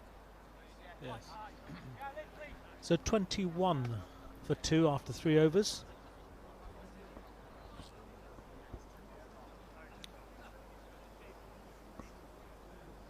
Well, we can do the maths. It's a strike rate of 7. They need a few more than that. But they'll be looking to up the rate as the innings goes on. But as you said, there's no need to be careless because there's still plenty of time to go, and wickets in hand will count.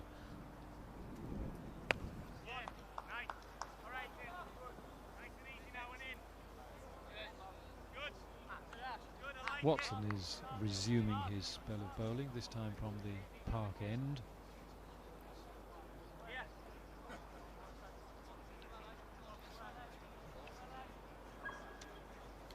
I like the way the Navy are adjusting their attack in the quicker bowlers and slower bowlers.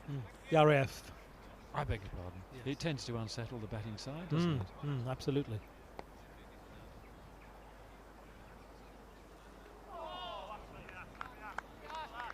In fact, in the previous innings where we saw the two spinners on together, they were hit quite a bit, weren't they? They were.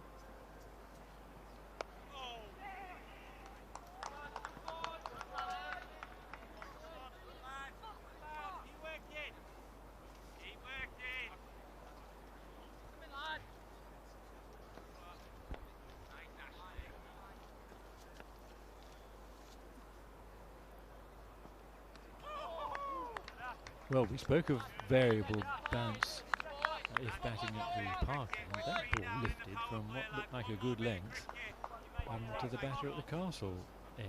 This is Watson bowling tidily. Oh, that was a good ball. That's out.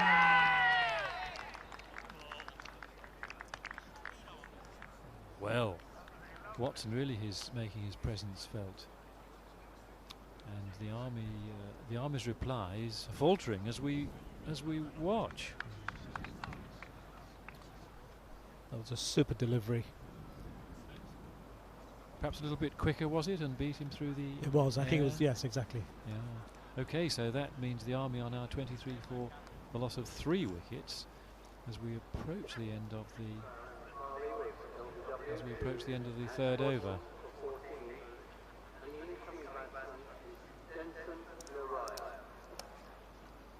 And Barley actually was looking good.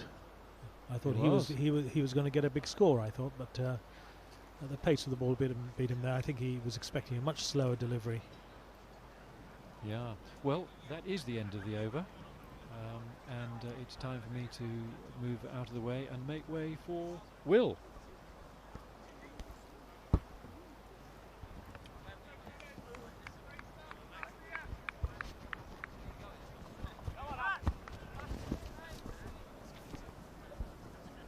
Correction, Alan.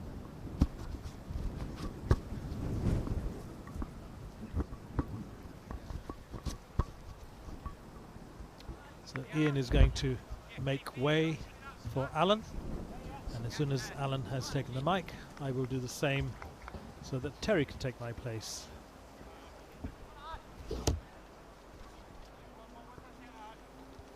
Right, thank you, Ash. Thank you, Ian. 23 for 3. 4 overs. The chase is stuttering a little at the moment, as we have Wiseman and Narayan at the crease,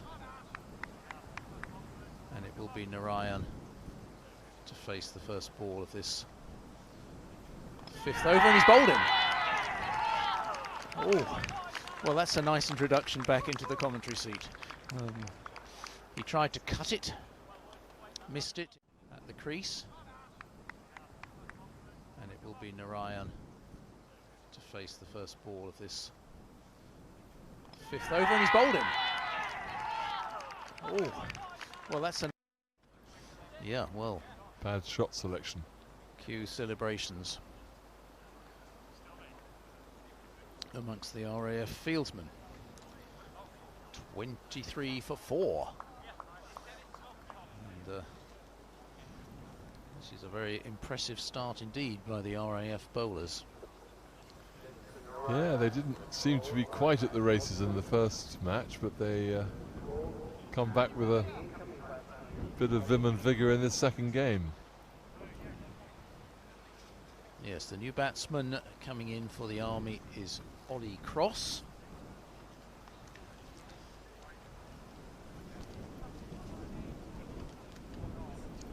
And at this rate, if I'm not mistaken, there's a good chance we might have to go to net run rate? No. No, that may not be right. We'll have to think about that a little bit more. New batsman in. New over.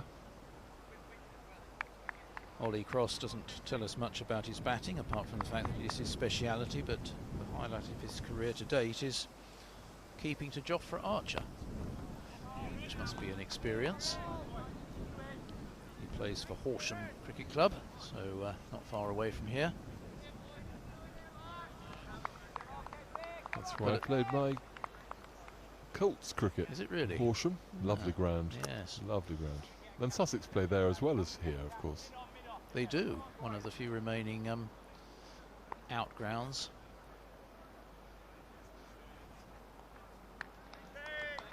But this innings now is in something of a crisis.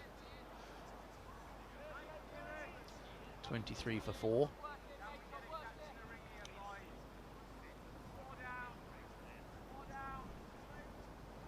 And if the Army really don't fire, then they'll have to up their game a lot in the last of the 3 games to trouble the Royal Navy, who won their first game. That's right, and of course if it does go down to net run rate, if the Army do capitulate in this match, that could, depending on the result of the next match, put the RAF in a strong position. But that's all conjecture. As a sharp single is taken. And yes, it's always a bit confusing for viewers to. I remember during the 2019 famous World Cup final at Lords, when England and New Zealand were playing out a very close game, and it wasn't until we got down to the last few balls that people thought, well, what happens if there's a tie? And not everyone was entirely clear. And then it was, oh, it's going to be a super over. Well, what happens if that's equal? And then they had to root around for the answer.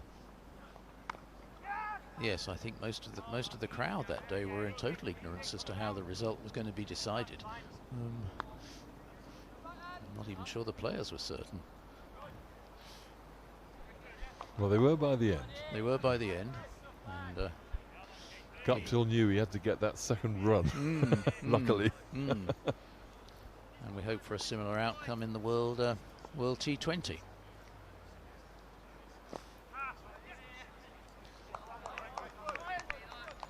Well, consolidation is the order of the day, I think, now, for a couple of overs. The Army can't afford to lose another wicket at this early stage. Of course, we're forgetting that there is a power play going on.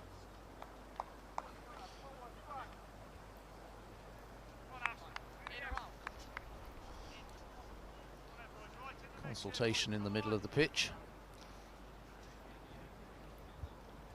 amongst the batsmen. Well, they can't sit in for too long, can they? Because they've got quite a target to achieve. Scoreboard pressure will exert its authority.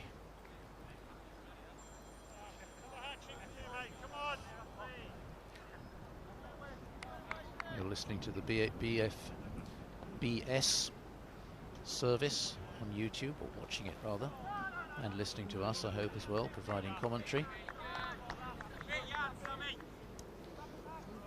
The weather, the hopes of the sun earlier on seem to have been a little optimistic. It's now rather cloudy again.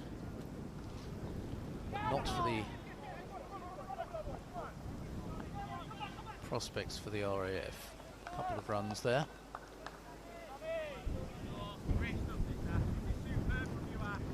Yeah, quite a cool breeze has blown up now. I can see the flag, beautiful flag on top of the castle over there, way beyond the boundary, blowing quite vigorously.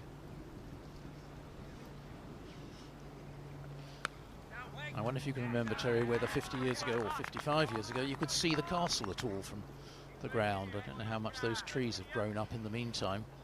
That's a very good question, and I think I could see a bit of the castle between the trees, and it's that's the one thing that's obviously changed a lot over the years. Yes, but a lovely sight, this ground. The beginnings of some autumn colour on those trees,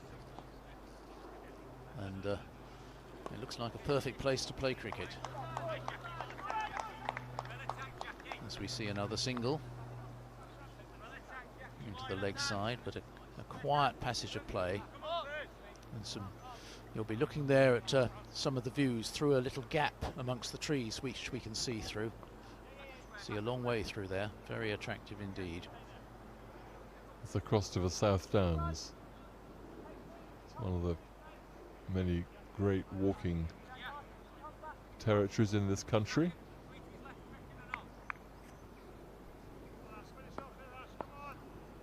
Quite an open stance, this left-hander. And a loud shout too of no. No, another good piece of fielding.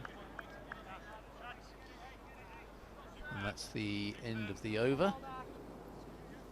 The score now, that is in fact not just the end of the over, but also the end of the power play. We've rather forgotten about the power play. After 6 overs, we reach the end of the power play. The Army score 29 for 4. 29 for 4. Which sounds rather sorry for itself. Chasing 164 to win this. Can't really call it a semi-final, but this match. If the RAF lose this match, they are effectively out of the competition, but if they win it, they're still in with a big shout. So by my reckoning, the asking rate is already about 9. Would that be about right? Which is a lot. Yes, it's between 9 and 10, so that is a lot. It's going to need a significant innings probably from one of these two numbers 5 and 6 in the batting order, if the Army are going to get close. They are, I believe, the holders of the title of this trophy. And would that have been 2 years ago? That would have been 2 years, yes, because unfortunately it couldn't be played last year.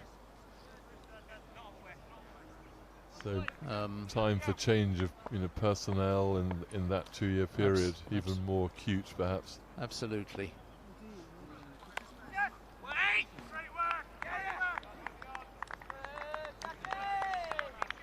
Good fielding. I'm sure a number of these players are regulars in this competition, but it's a very significant tournament nonetheless, and there's a great deal of pride as well as bragging rights that go with victory today. Nicely fielded there. That extra cover. And as beautiful as Arundel is, I think I understand that next year's edition will be back at Lord's, which must be the pinnacle for some of these players to play at the home of cricket. Yes, indeed.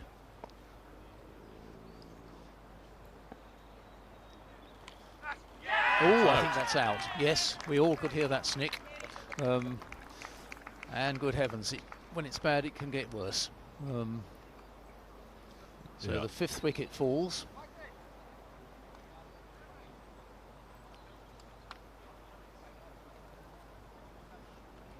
And this is a very impressive bowling performance from the RAF now. We're in the 7th over, and the Army are already 5 wickets down, and well behind the clock.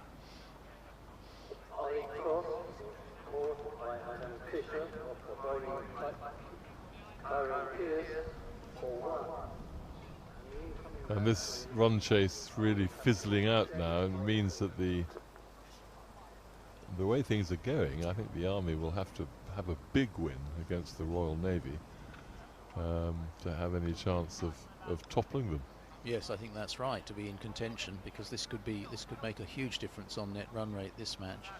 But we have the Army captain, Jay Boynton, coming in now at number 7. I'm sure we can find out some detail about his credentials as a batsman. He was actually man of the match at Lord's in 2019 in the last version of this tournament. He's a left-handed batsman, and he has 2 cricketing heroes, one of whom is very well known in the shape of Marcus Trescothick, and the other one is Kevin Boynton, who one assumes may be his brother or perhaps his father. Or even his son. Indeed, indeed. He could be well, a if it's quick cricket hero. Yes. Without giving too much away, Jay Boynton is in his early 30s, so his son's career is in its infancy.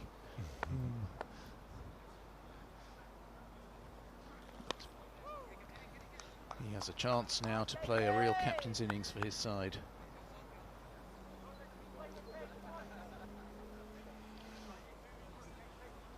So for anyone recently tuning in, we're on the BFBS Sports Show YouTube channel, and we're covering the second match of the Men's Inter-Services T20 tournament. The first one was reduced to 18 overs due to early bad weather, but we've had a fairly clear if cloudy day since then.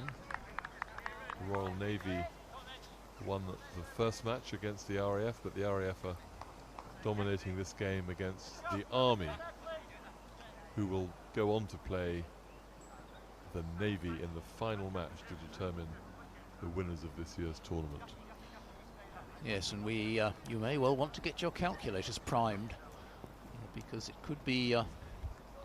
It does rather look as if the RAF may be victorious in this game, which would leave them with 1 win and 1 defeat, and so all results are on the table as we approach the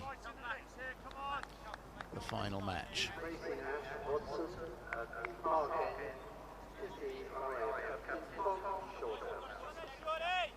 So it will be captain to captain at some point. Tom Shorthouse, who bowled very well in the first match today, took a couple of wickets. He's got 3 men out on the leg side, pretty much on the boundary, if not right on it, and a short fine leg in the circle. Short third man is in the circle. Cover, extra cover. Yes, they're not really going for the kill, the RAF, are they? That one is played round the corner. No run. Well, I suppose if it's net run rate, is it more important to contain than get wickets? Actually, no, I don't think it would be. If you bowl them out, I'm always one for getting wickets. Yeah, no, you're right. Yes, but even in this scenario, I think you're probably right too. Yes, we've got 5 men on the boundary altogether, so it's a relatively conventional in that respect. Yes, but a cover sweeper is. In fact, some fielders aren't quite sure now where they're going to end up. The right left-hander. Yeah, there's a sweeper going to stay out, I think. Yeah, everybody's moving around now. Nothing worse than having to run about 70 yards each ball. From one side of the ground to the other, yes. I mean, it's what fine leg and third man have to do all the time. That's right, yes. It's another one for the junior players. Safe single there. The dust flying off the wicket. Incredible that, isn't it? It's funny how the breeze gets up sometimes. It looks absolutely still now in the middle.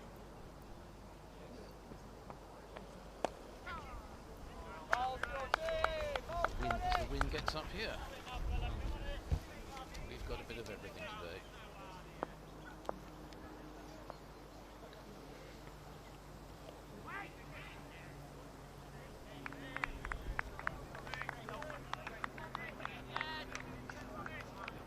Another over slips by. Get through the overs pretty fast now. 33 for 5. We've had 8 overs. I mean, So it's almost it's almost gone, isn't it? you would think 12. so. You would think so. They need it over 10 and over, probably more like 11 and over. Well, Yes. No they're one's- not really going to do that, are they? I don't think so. It's going to need something exceptional from one of these batsmen if they are to get close. Been an impressive bowling performance from the RAF. Racing Curious from Newcastle, Sam Bloor. Sam Bloor is coming on to bowl from the castle end. I rather like the idea of a castle end when you can't see the castle. But,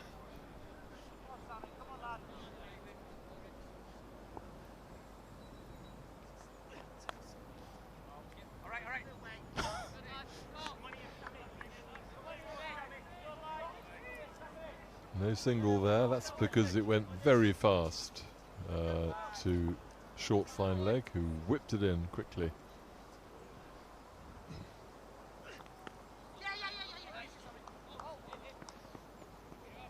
yes, it's rather frustrating where you help it on its way and think you'll get a boundary and it actually goes straight to the fields and then you don't even get a single.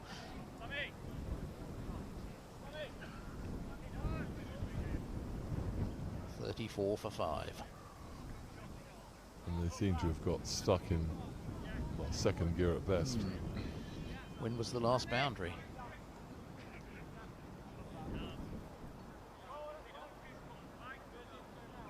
Fine leg is going back out of the circle towards the boundary. One at third man now for the left-hander, and deep mid-wicket also on the boundary. Hit towards him now.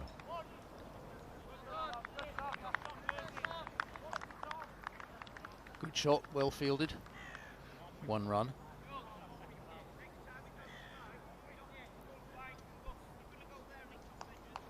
Yeah, I think the left-hand, right-hand, particularly as a fielding captain, is absolutely infuriating. And there's a ramp. Yes. It's Won't gonna go for roll 4. away. No, not quite.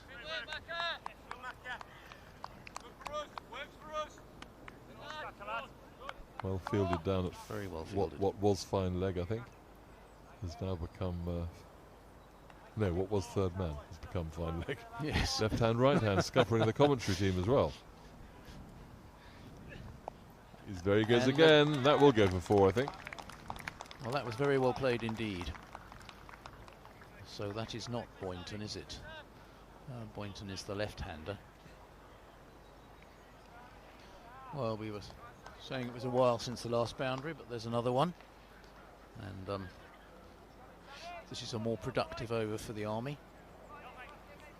Yeah, Bloor's line just getting a little mixed up by this left-hand, right-hand combination. That's the other thing about different hands. Bad enough for a captain, but difficult for the bowler too. That looks a bit wide, but not given. No, he did rather reach for that. Bloor gets away with it.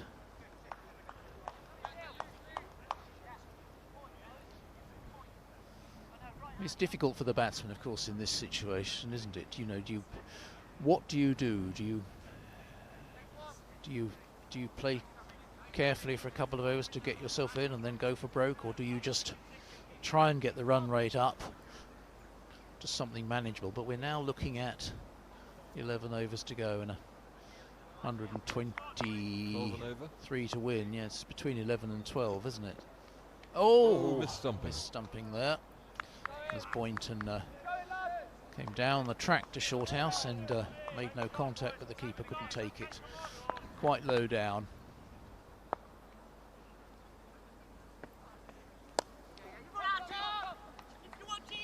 Should be 2 there. Yep, batsman put the pressure on the fielder there, who didn't pick it up cleanly. 2 runs.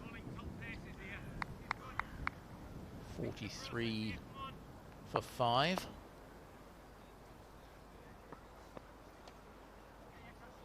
Oh, and That'll be 4, I think. he's got that through. Yeah. Yep. The telltale bubble as it goes Yes. over the rope, disappears down towards that castle. I wonder how steep that bank actually is. It looks as though the ball could easily run away into something approaching forest. And the poor fielder, of course, has to hunt for it single-handed. But he emerges with the ball, or with a ball. Yes, and that was what was happening during COVID. The crowd are encouraged not to pick the ball up. So the fielder has to go delving around all over the place to find the ball. Yes. Otherwise it has to be sanitized by the umpire. That's right. And time is lost. Not that there was much of a crowd during COVID, of course.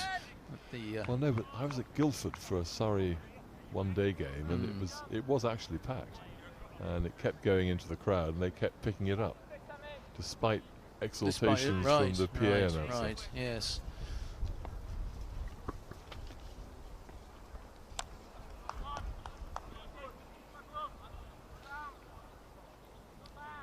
So this is a more productive over for the Army.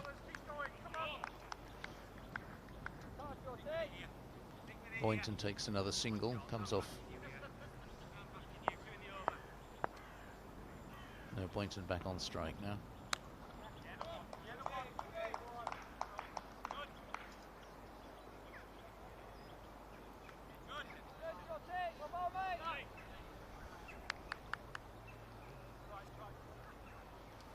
$50 for 5 off 10. No, the run rate is? I think it might be 5 and over. Yes. So with what's that? 114 to win. Yes. Off 10. So as you say, 11.4 and over required. So they need to be hitting at least one boundary. Really, every over. Both batsmen now in double figures, which suggests they have settled down. Replacing Sam Floor at the half end is Jack Fuller. They really need a big over, don't they, to try and get this run rate down, and maybe targeting the new bowler might be the thing to do. And I think he's a youngster. I think Jack Fuller is probably the youngest player on the team. What's he going to be bowling? Off breaks by the look of it. He's got a... Yes, he didn't play in the first game, did he? No. So it's our first sight of him today. Really just a gentle little run up. Good stop there. Good fielding in the covers there. There's a third man cover in the ring, a sweeper out on the offside, extra covers in and long off.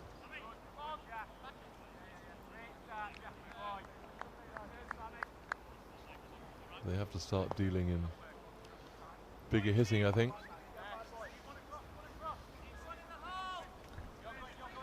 Yes, I suppose that it does look the shorter boundary on this side of the ground, and now one of them. So down the pitch, that one's lofted.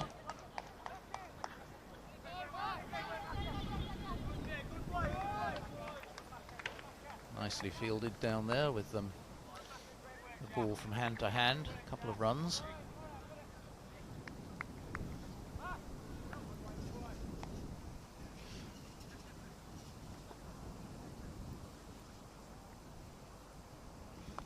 That's a reverse sweep, almost a switch hit, but it's gone for 4. Down below us here. That was a well-targeted shot to the undefended boundary down here.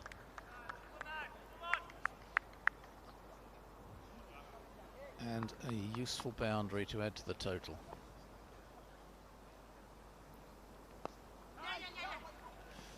Ooh. And we'll give them the benefit of the doubt there. Just about an agreed single, although I think there was a touch of hesitancy. Didn't have much time for negotiation, did they? No. So that's the end of Fuller's over.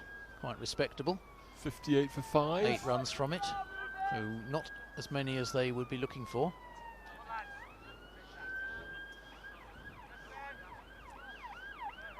Yes, if you've got 58 and 11 and you need 105, it's going to be, you need something remarkable to get the Army home.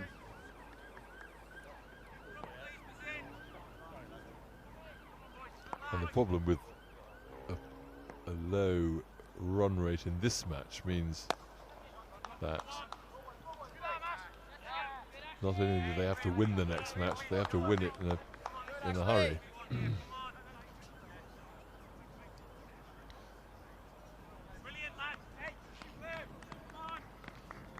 Who won the toss in this game, Terry? Do you know?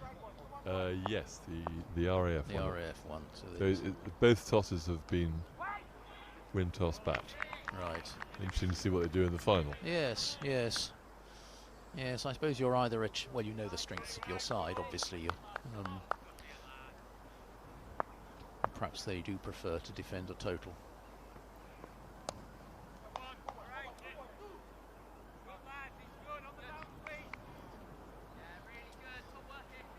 Well, the batsmen looking comfortable at the moment, but they need to do a little bit more than that.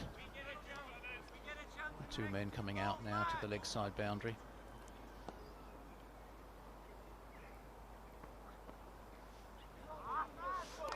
That's Well, possibly 4 byes. No, he did get some contact there. Must have been a bottom glove edge or something. Yeah. something. Probably, if you're going to hit it anywhere, that's a pretty good place to hit it. Yeah, it's like a nick through a vacant slip area.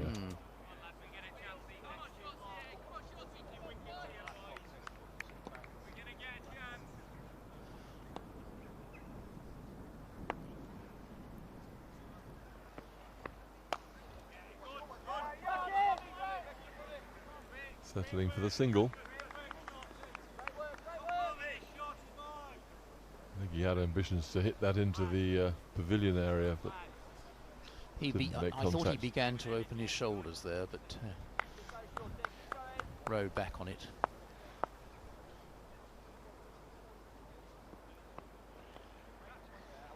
Yes.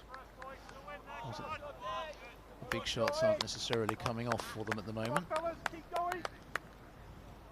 So again, that over. I don't think they got quite as many as they would be looking for, although it's a respectable effort.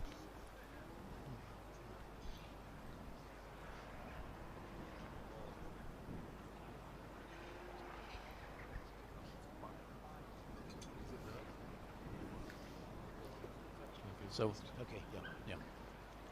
So I'm going to be handing over to Will, leaving you with Alan for a few more seconds. Thanks very much, Terry. So we'll just get... So this is the start of the 13th over.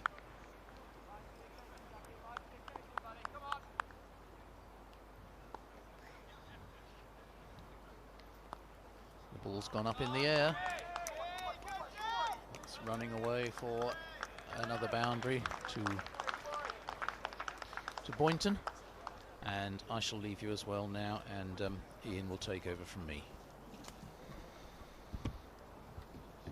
Thank you, Alan. Jay Boynton with 50, of course, in 2019 at Lords against the Navy, named man of the match on that day. His cricketing highlight.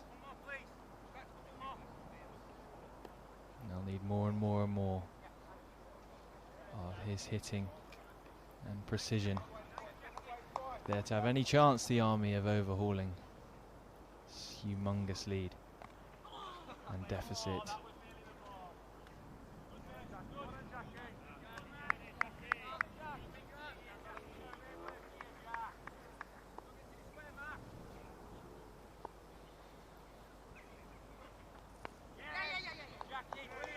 Cheeky chop down to the man at third man.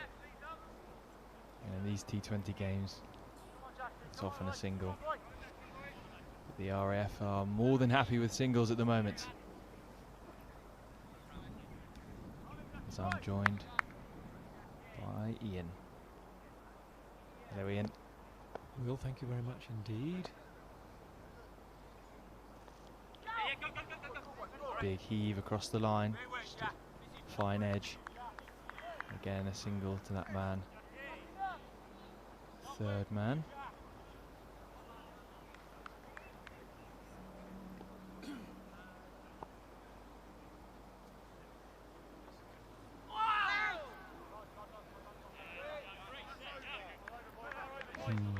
Just a consistent flow of wickets right from the off.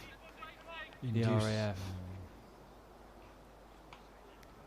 Inducing the full shot, isn't it? And element of desperation, I think, creeping into the Army's approach now. Overs running out. The scores are 71 for 5 after 13 overs. So 7 overs to go. They're looking to overhaul the RAF's 163, which strikes me as an exceedingly tall order at this point.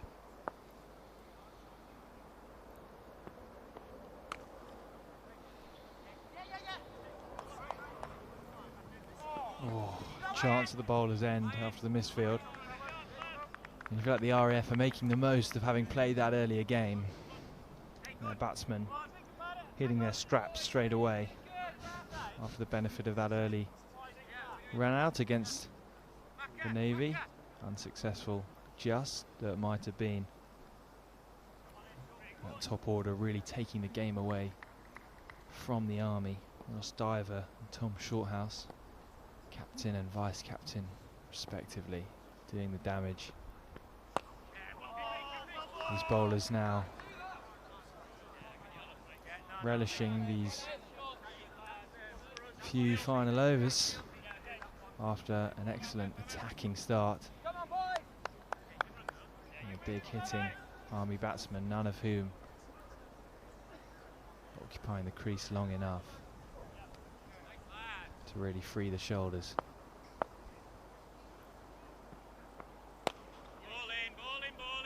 Down the ground, pointer, single.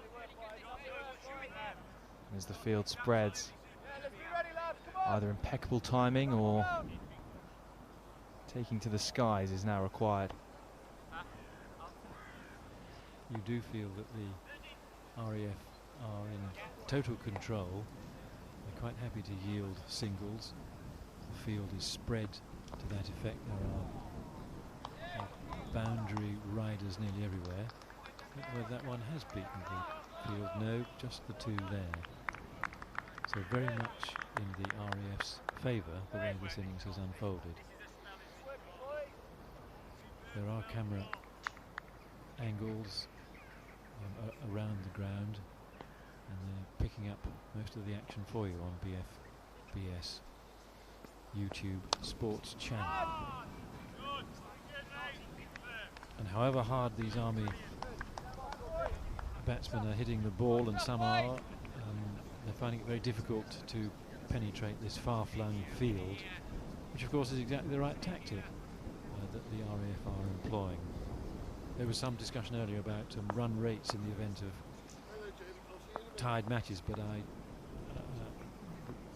we may come back to that with definitive information. Well, that is going to help the run rate. That is a massive heave across the line. Caught high on the full, volleyed away by the batsman. Oh, thank you. 50 partnership now between these two.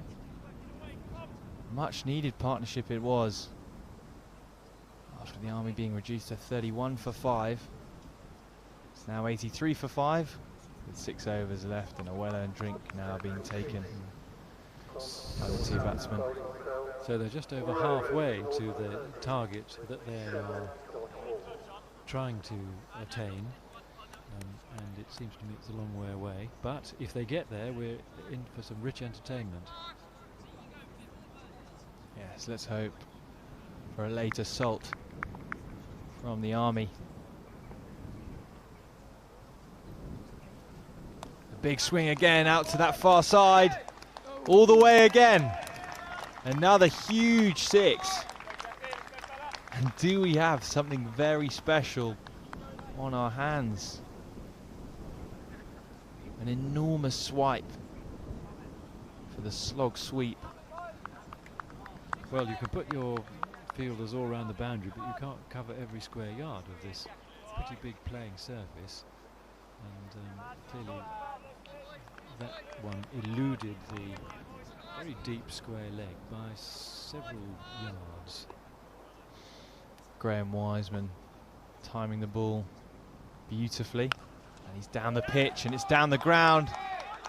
And is that 6 consecutive sixes for Graham Wiseman? 3 consecutive sixes for the Army. That is indeed what's required for these last 6 overs. What a way to start the final assault on the RAF. And the score rapidly moving now, 95 for 5. Partnership of 65 between these two batsmen. Swipe again. This time just trickles along the floor to the fielder. It'll just be the single. That's what happens with partnerships. 2 batsmen at the crease, occupying, communicating, settling each other, and now enjoying the fight. However uphill the task may seem, these two relishing the challenge. Charge again, a heave again, just a single again. Brings a swashbuckling Wiseman back on strike now.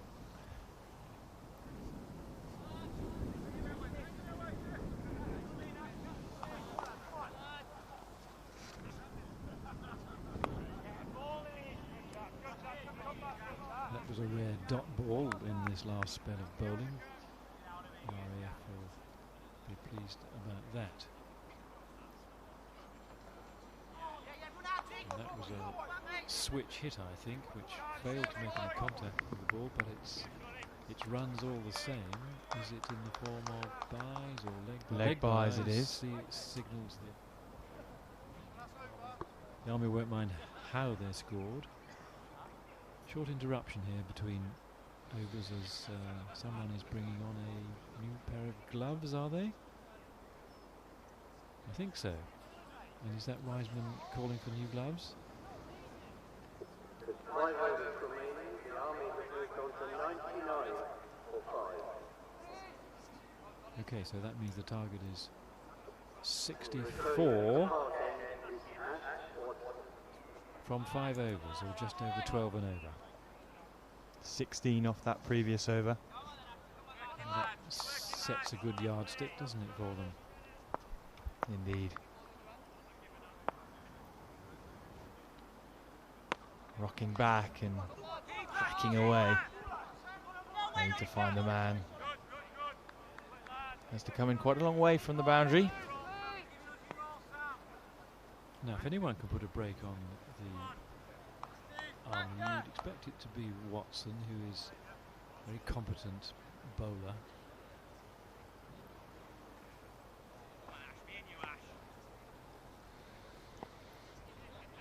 Number 9 on his back and he's bowling now. And this ball is hoisted.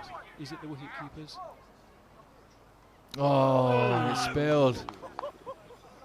Yeah, that was a difficult catch. It went up a very long way. It went up as high as the flagpole that we can see flying above the above the castle in the far distance. But the RAF will be disappointed that wasn't held. Difficult, but perhaps should have been held. A definite breeze now, just whistling through Arundel Castle Cricket Club. Cloudy skies, white ball, and another boundary. So often happens after a drop catch. The next ball goes for 4. Jay Boynton behind square this time, just swiveling on the sweep shot. These two are not going to lie down in pursuit of what would be a phenomenal chase of a very big score relative to the rest of the day's play so far. And this time, My word. that partnership with a scream of dismay from the batsman. Has to come to an end. To the dismay of all in attendance, because it really was pyrotechnic hitting. These two at the crease. It's Boynton. Well, he's the captain. He'll be disappointed. He's played a great innings, but I don't know whether that was one injudicious shot too many. I suppose it proved to be. Well, he looked to have been seeing the ball very well. 27 is his departing score. And it's the number 7 for the Army, Yuri Hill. He looks to be well built for the task at hand. Dynamic in the field too was Yuri Hill. Offered quite a lot with the ball as well, with some left arm spin.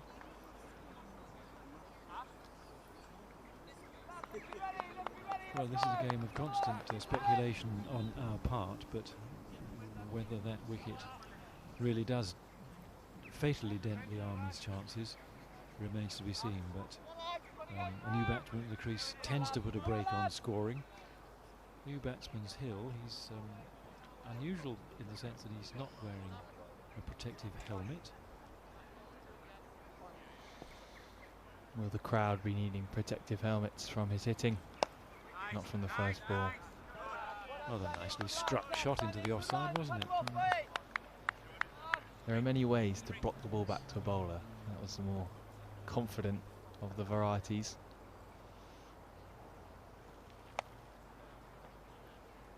Well, that return to the attack of Watson did bring the wicket that the RAF were so desperate to find, and puts the Army onto the back foot in my view. 105 for 6. There are 4 overs to be bowled, and they are looking for 59 more runs.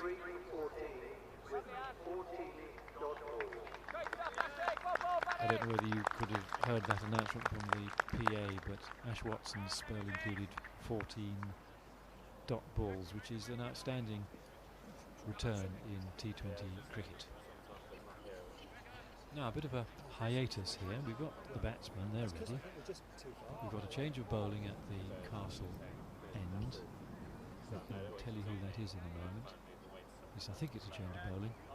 And we've got some field adjustments being made.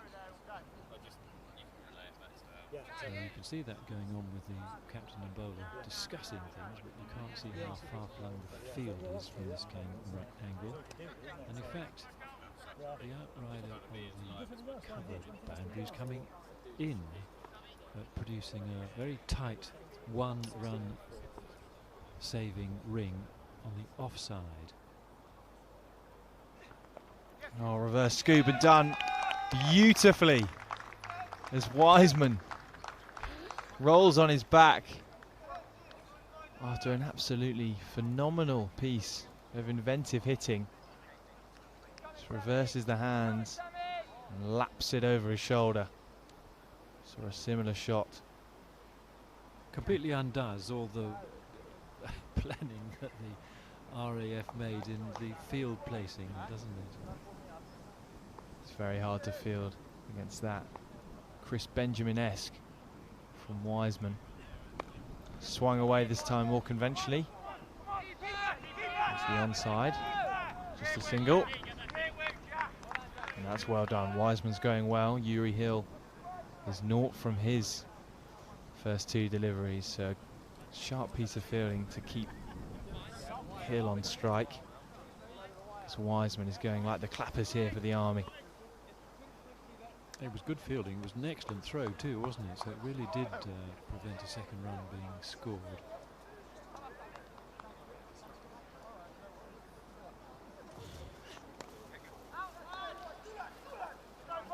Probably looked for 2 here, I think. No, denied them. Well fielded. I think Wiseman was keen to stay on strike there, so Yuri Hill doing well to take the one. What are we going to see here? Another swing, and it's high. It's not quite as handsome as previously because it's been taken on the mid-wicket boundary, and that is the end of Wiseman. Following his partner Boynton the previous over.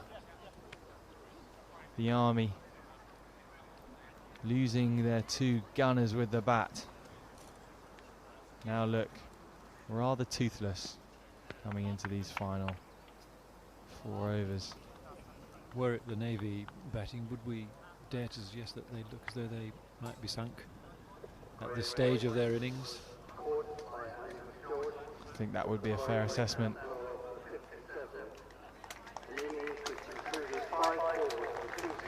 Terrific innings. George Wiseman there.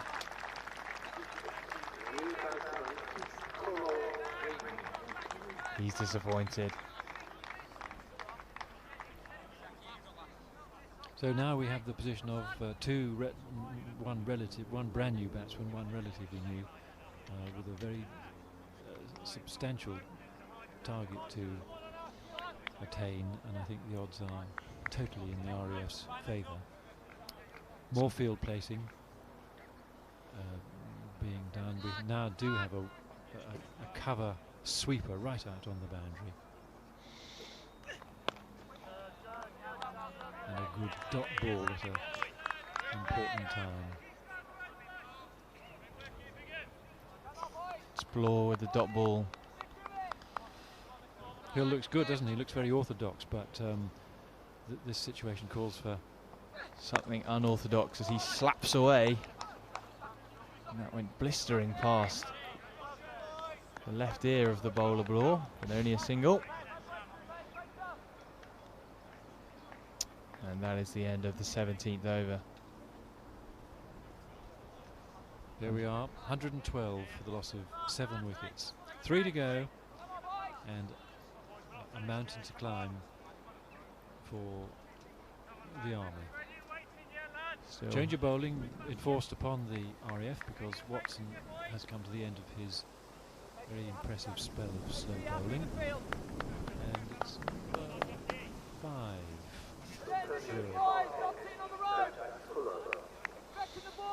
Jack Fuller, the number 5 for the RAF. Bowling to Yuri Hill. With a deep cover, a deep mid-wicket, a deep square leg. 52 still required after 3 overs. Wasting no time, is he? Getting straight into his bowling. And another dot ball to begin his spell.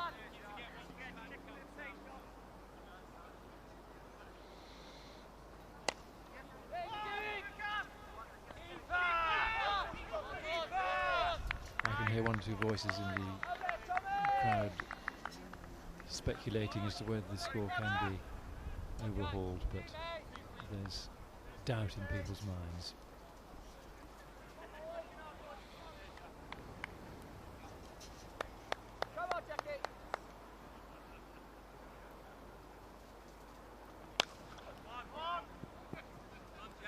You could hear the crack off the middle of the bat there. From the number 66, it's not Joe Root, it's Connor Reid. Gets off the mark with his first ball. Wanted a boundary there from the full toss. And followed up very nicely by Fuller with a dot ball. Oh, and a caught and bowled opportunity there for Fuller. Crucially, it's a dot ball. So a wicket. Opportunity surrendered, but no runs conceded.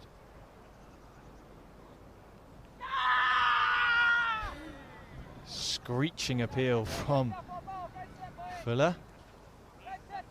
Leg by signalled, nothing more. The prize is given for the ferocity of the appeal, but no wicket to the name of Fuller in that over. 115 now for 7. 2 overs to go, and the task is all nigh but impossible. 49 required from 12 deliveries.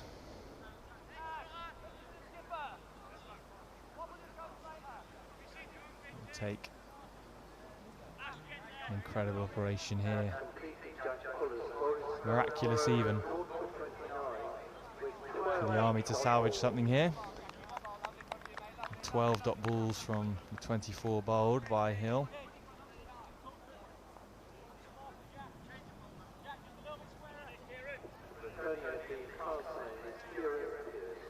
Bowled by Fuller, sorry. As Hill, the batsman, is facing up. He's facing Pearce from the Castle end, and he hits the full toss extremely well through a wide, long off.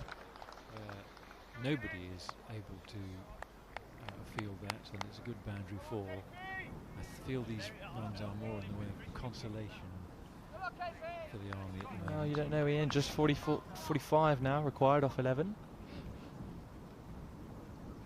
Keeps hitting like that. They'll might just get there as it's a big swing, and it's over the bank and into the trees. Is that the biggest hit we've seen all day from Yuri Hill?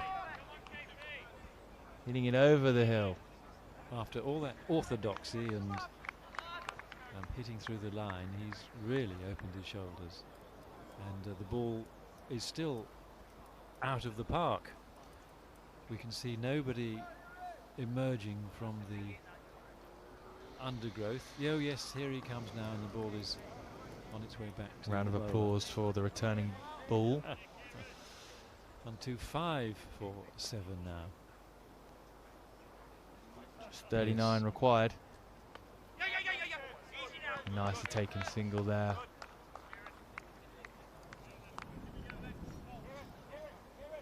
Slamming pull shot, that really was thrilling to behold from Yuri Hill. It's not a small boundary out there by any means. He saw it early, stepped onto his back foot.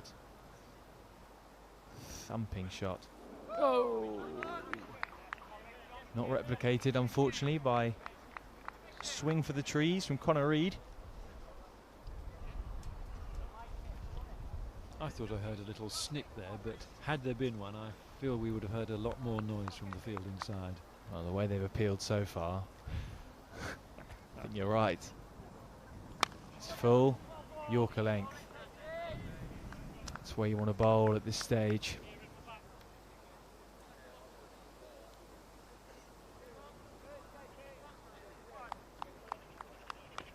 Brings the heavy hitter Hill back on strike.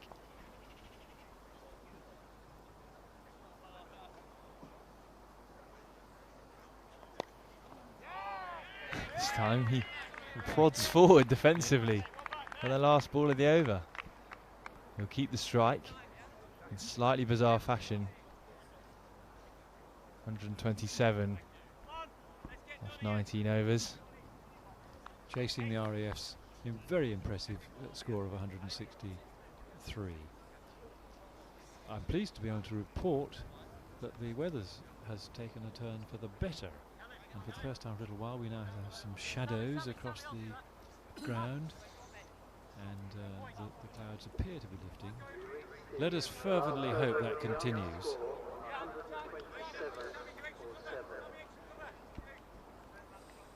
Because we're looking forward to the third and final match of today's Inter-Services T20, which will follow this after an interval. We'll come back to the timings in a moment, Will. We've got a programme here, but yes, there's one more match to be played, and it's looking to me as though we've got one win by the Navy and one almost certain win by the RAF, but I may yet eat my words. Hill off strike, Reid on strike, and he struck on the pad. And will amble through for the leg bye. 5 balls to be bowled.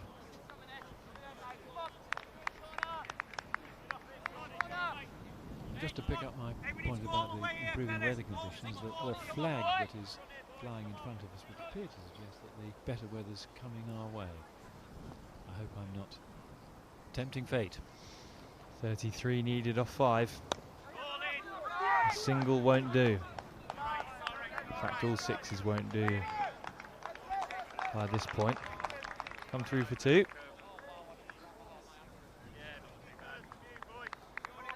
And the game now out of the grasp of the Army.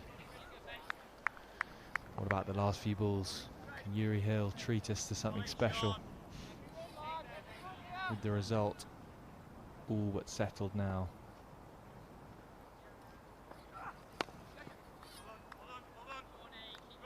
Not as yet.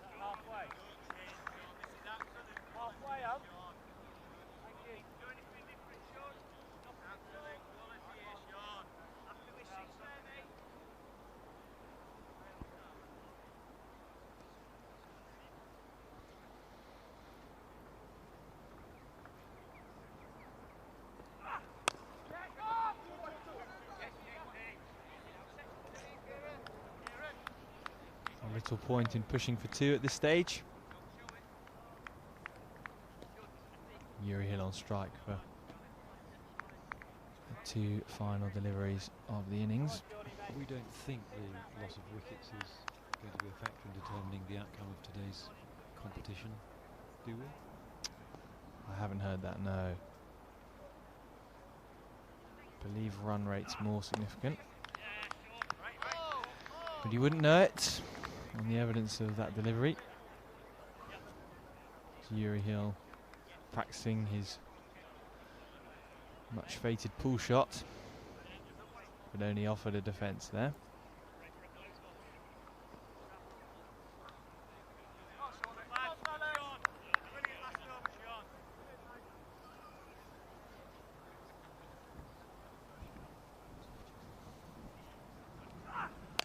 There's the swing. It's down the ground, it's fielded on the bounce by the captain Shorthouse. That is the end of the innings and the end of the game. And a comfortable win. The RAF posting 163 and getting home comfortably in the end by 30 runs. A healthy net run rate as well to carry into the end of the day. And despite a dynamic partnership in the middle of the innings by Boynton and Wiseman, the 2 rapid wickets of that pair saw the slow death of the Army, really, and they were stifled despite some breathtaking late hitting from Yuri Hill, memorably clearing the bank on the far side, reaching the trees, in fact. Something he won't forget.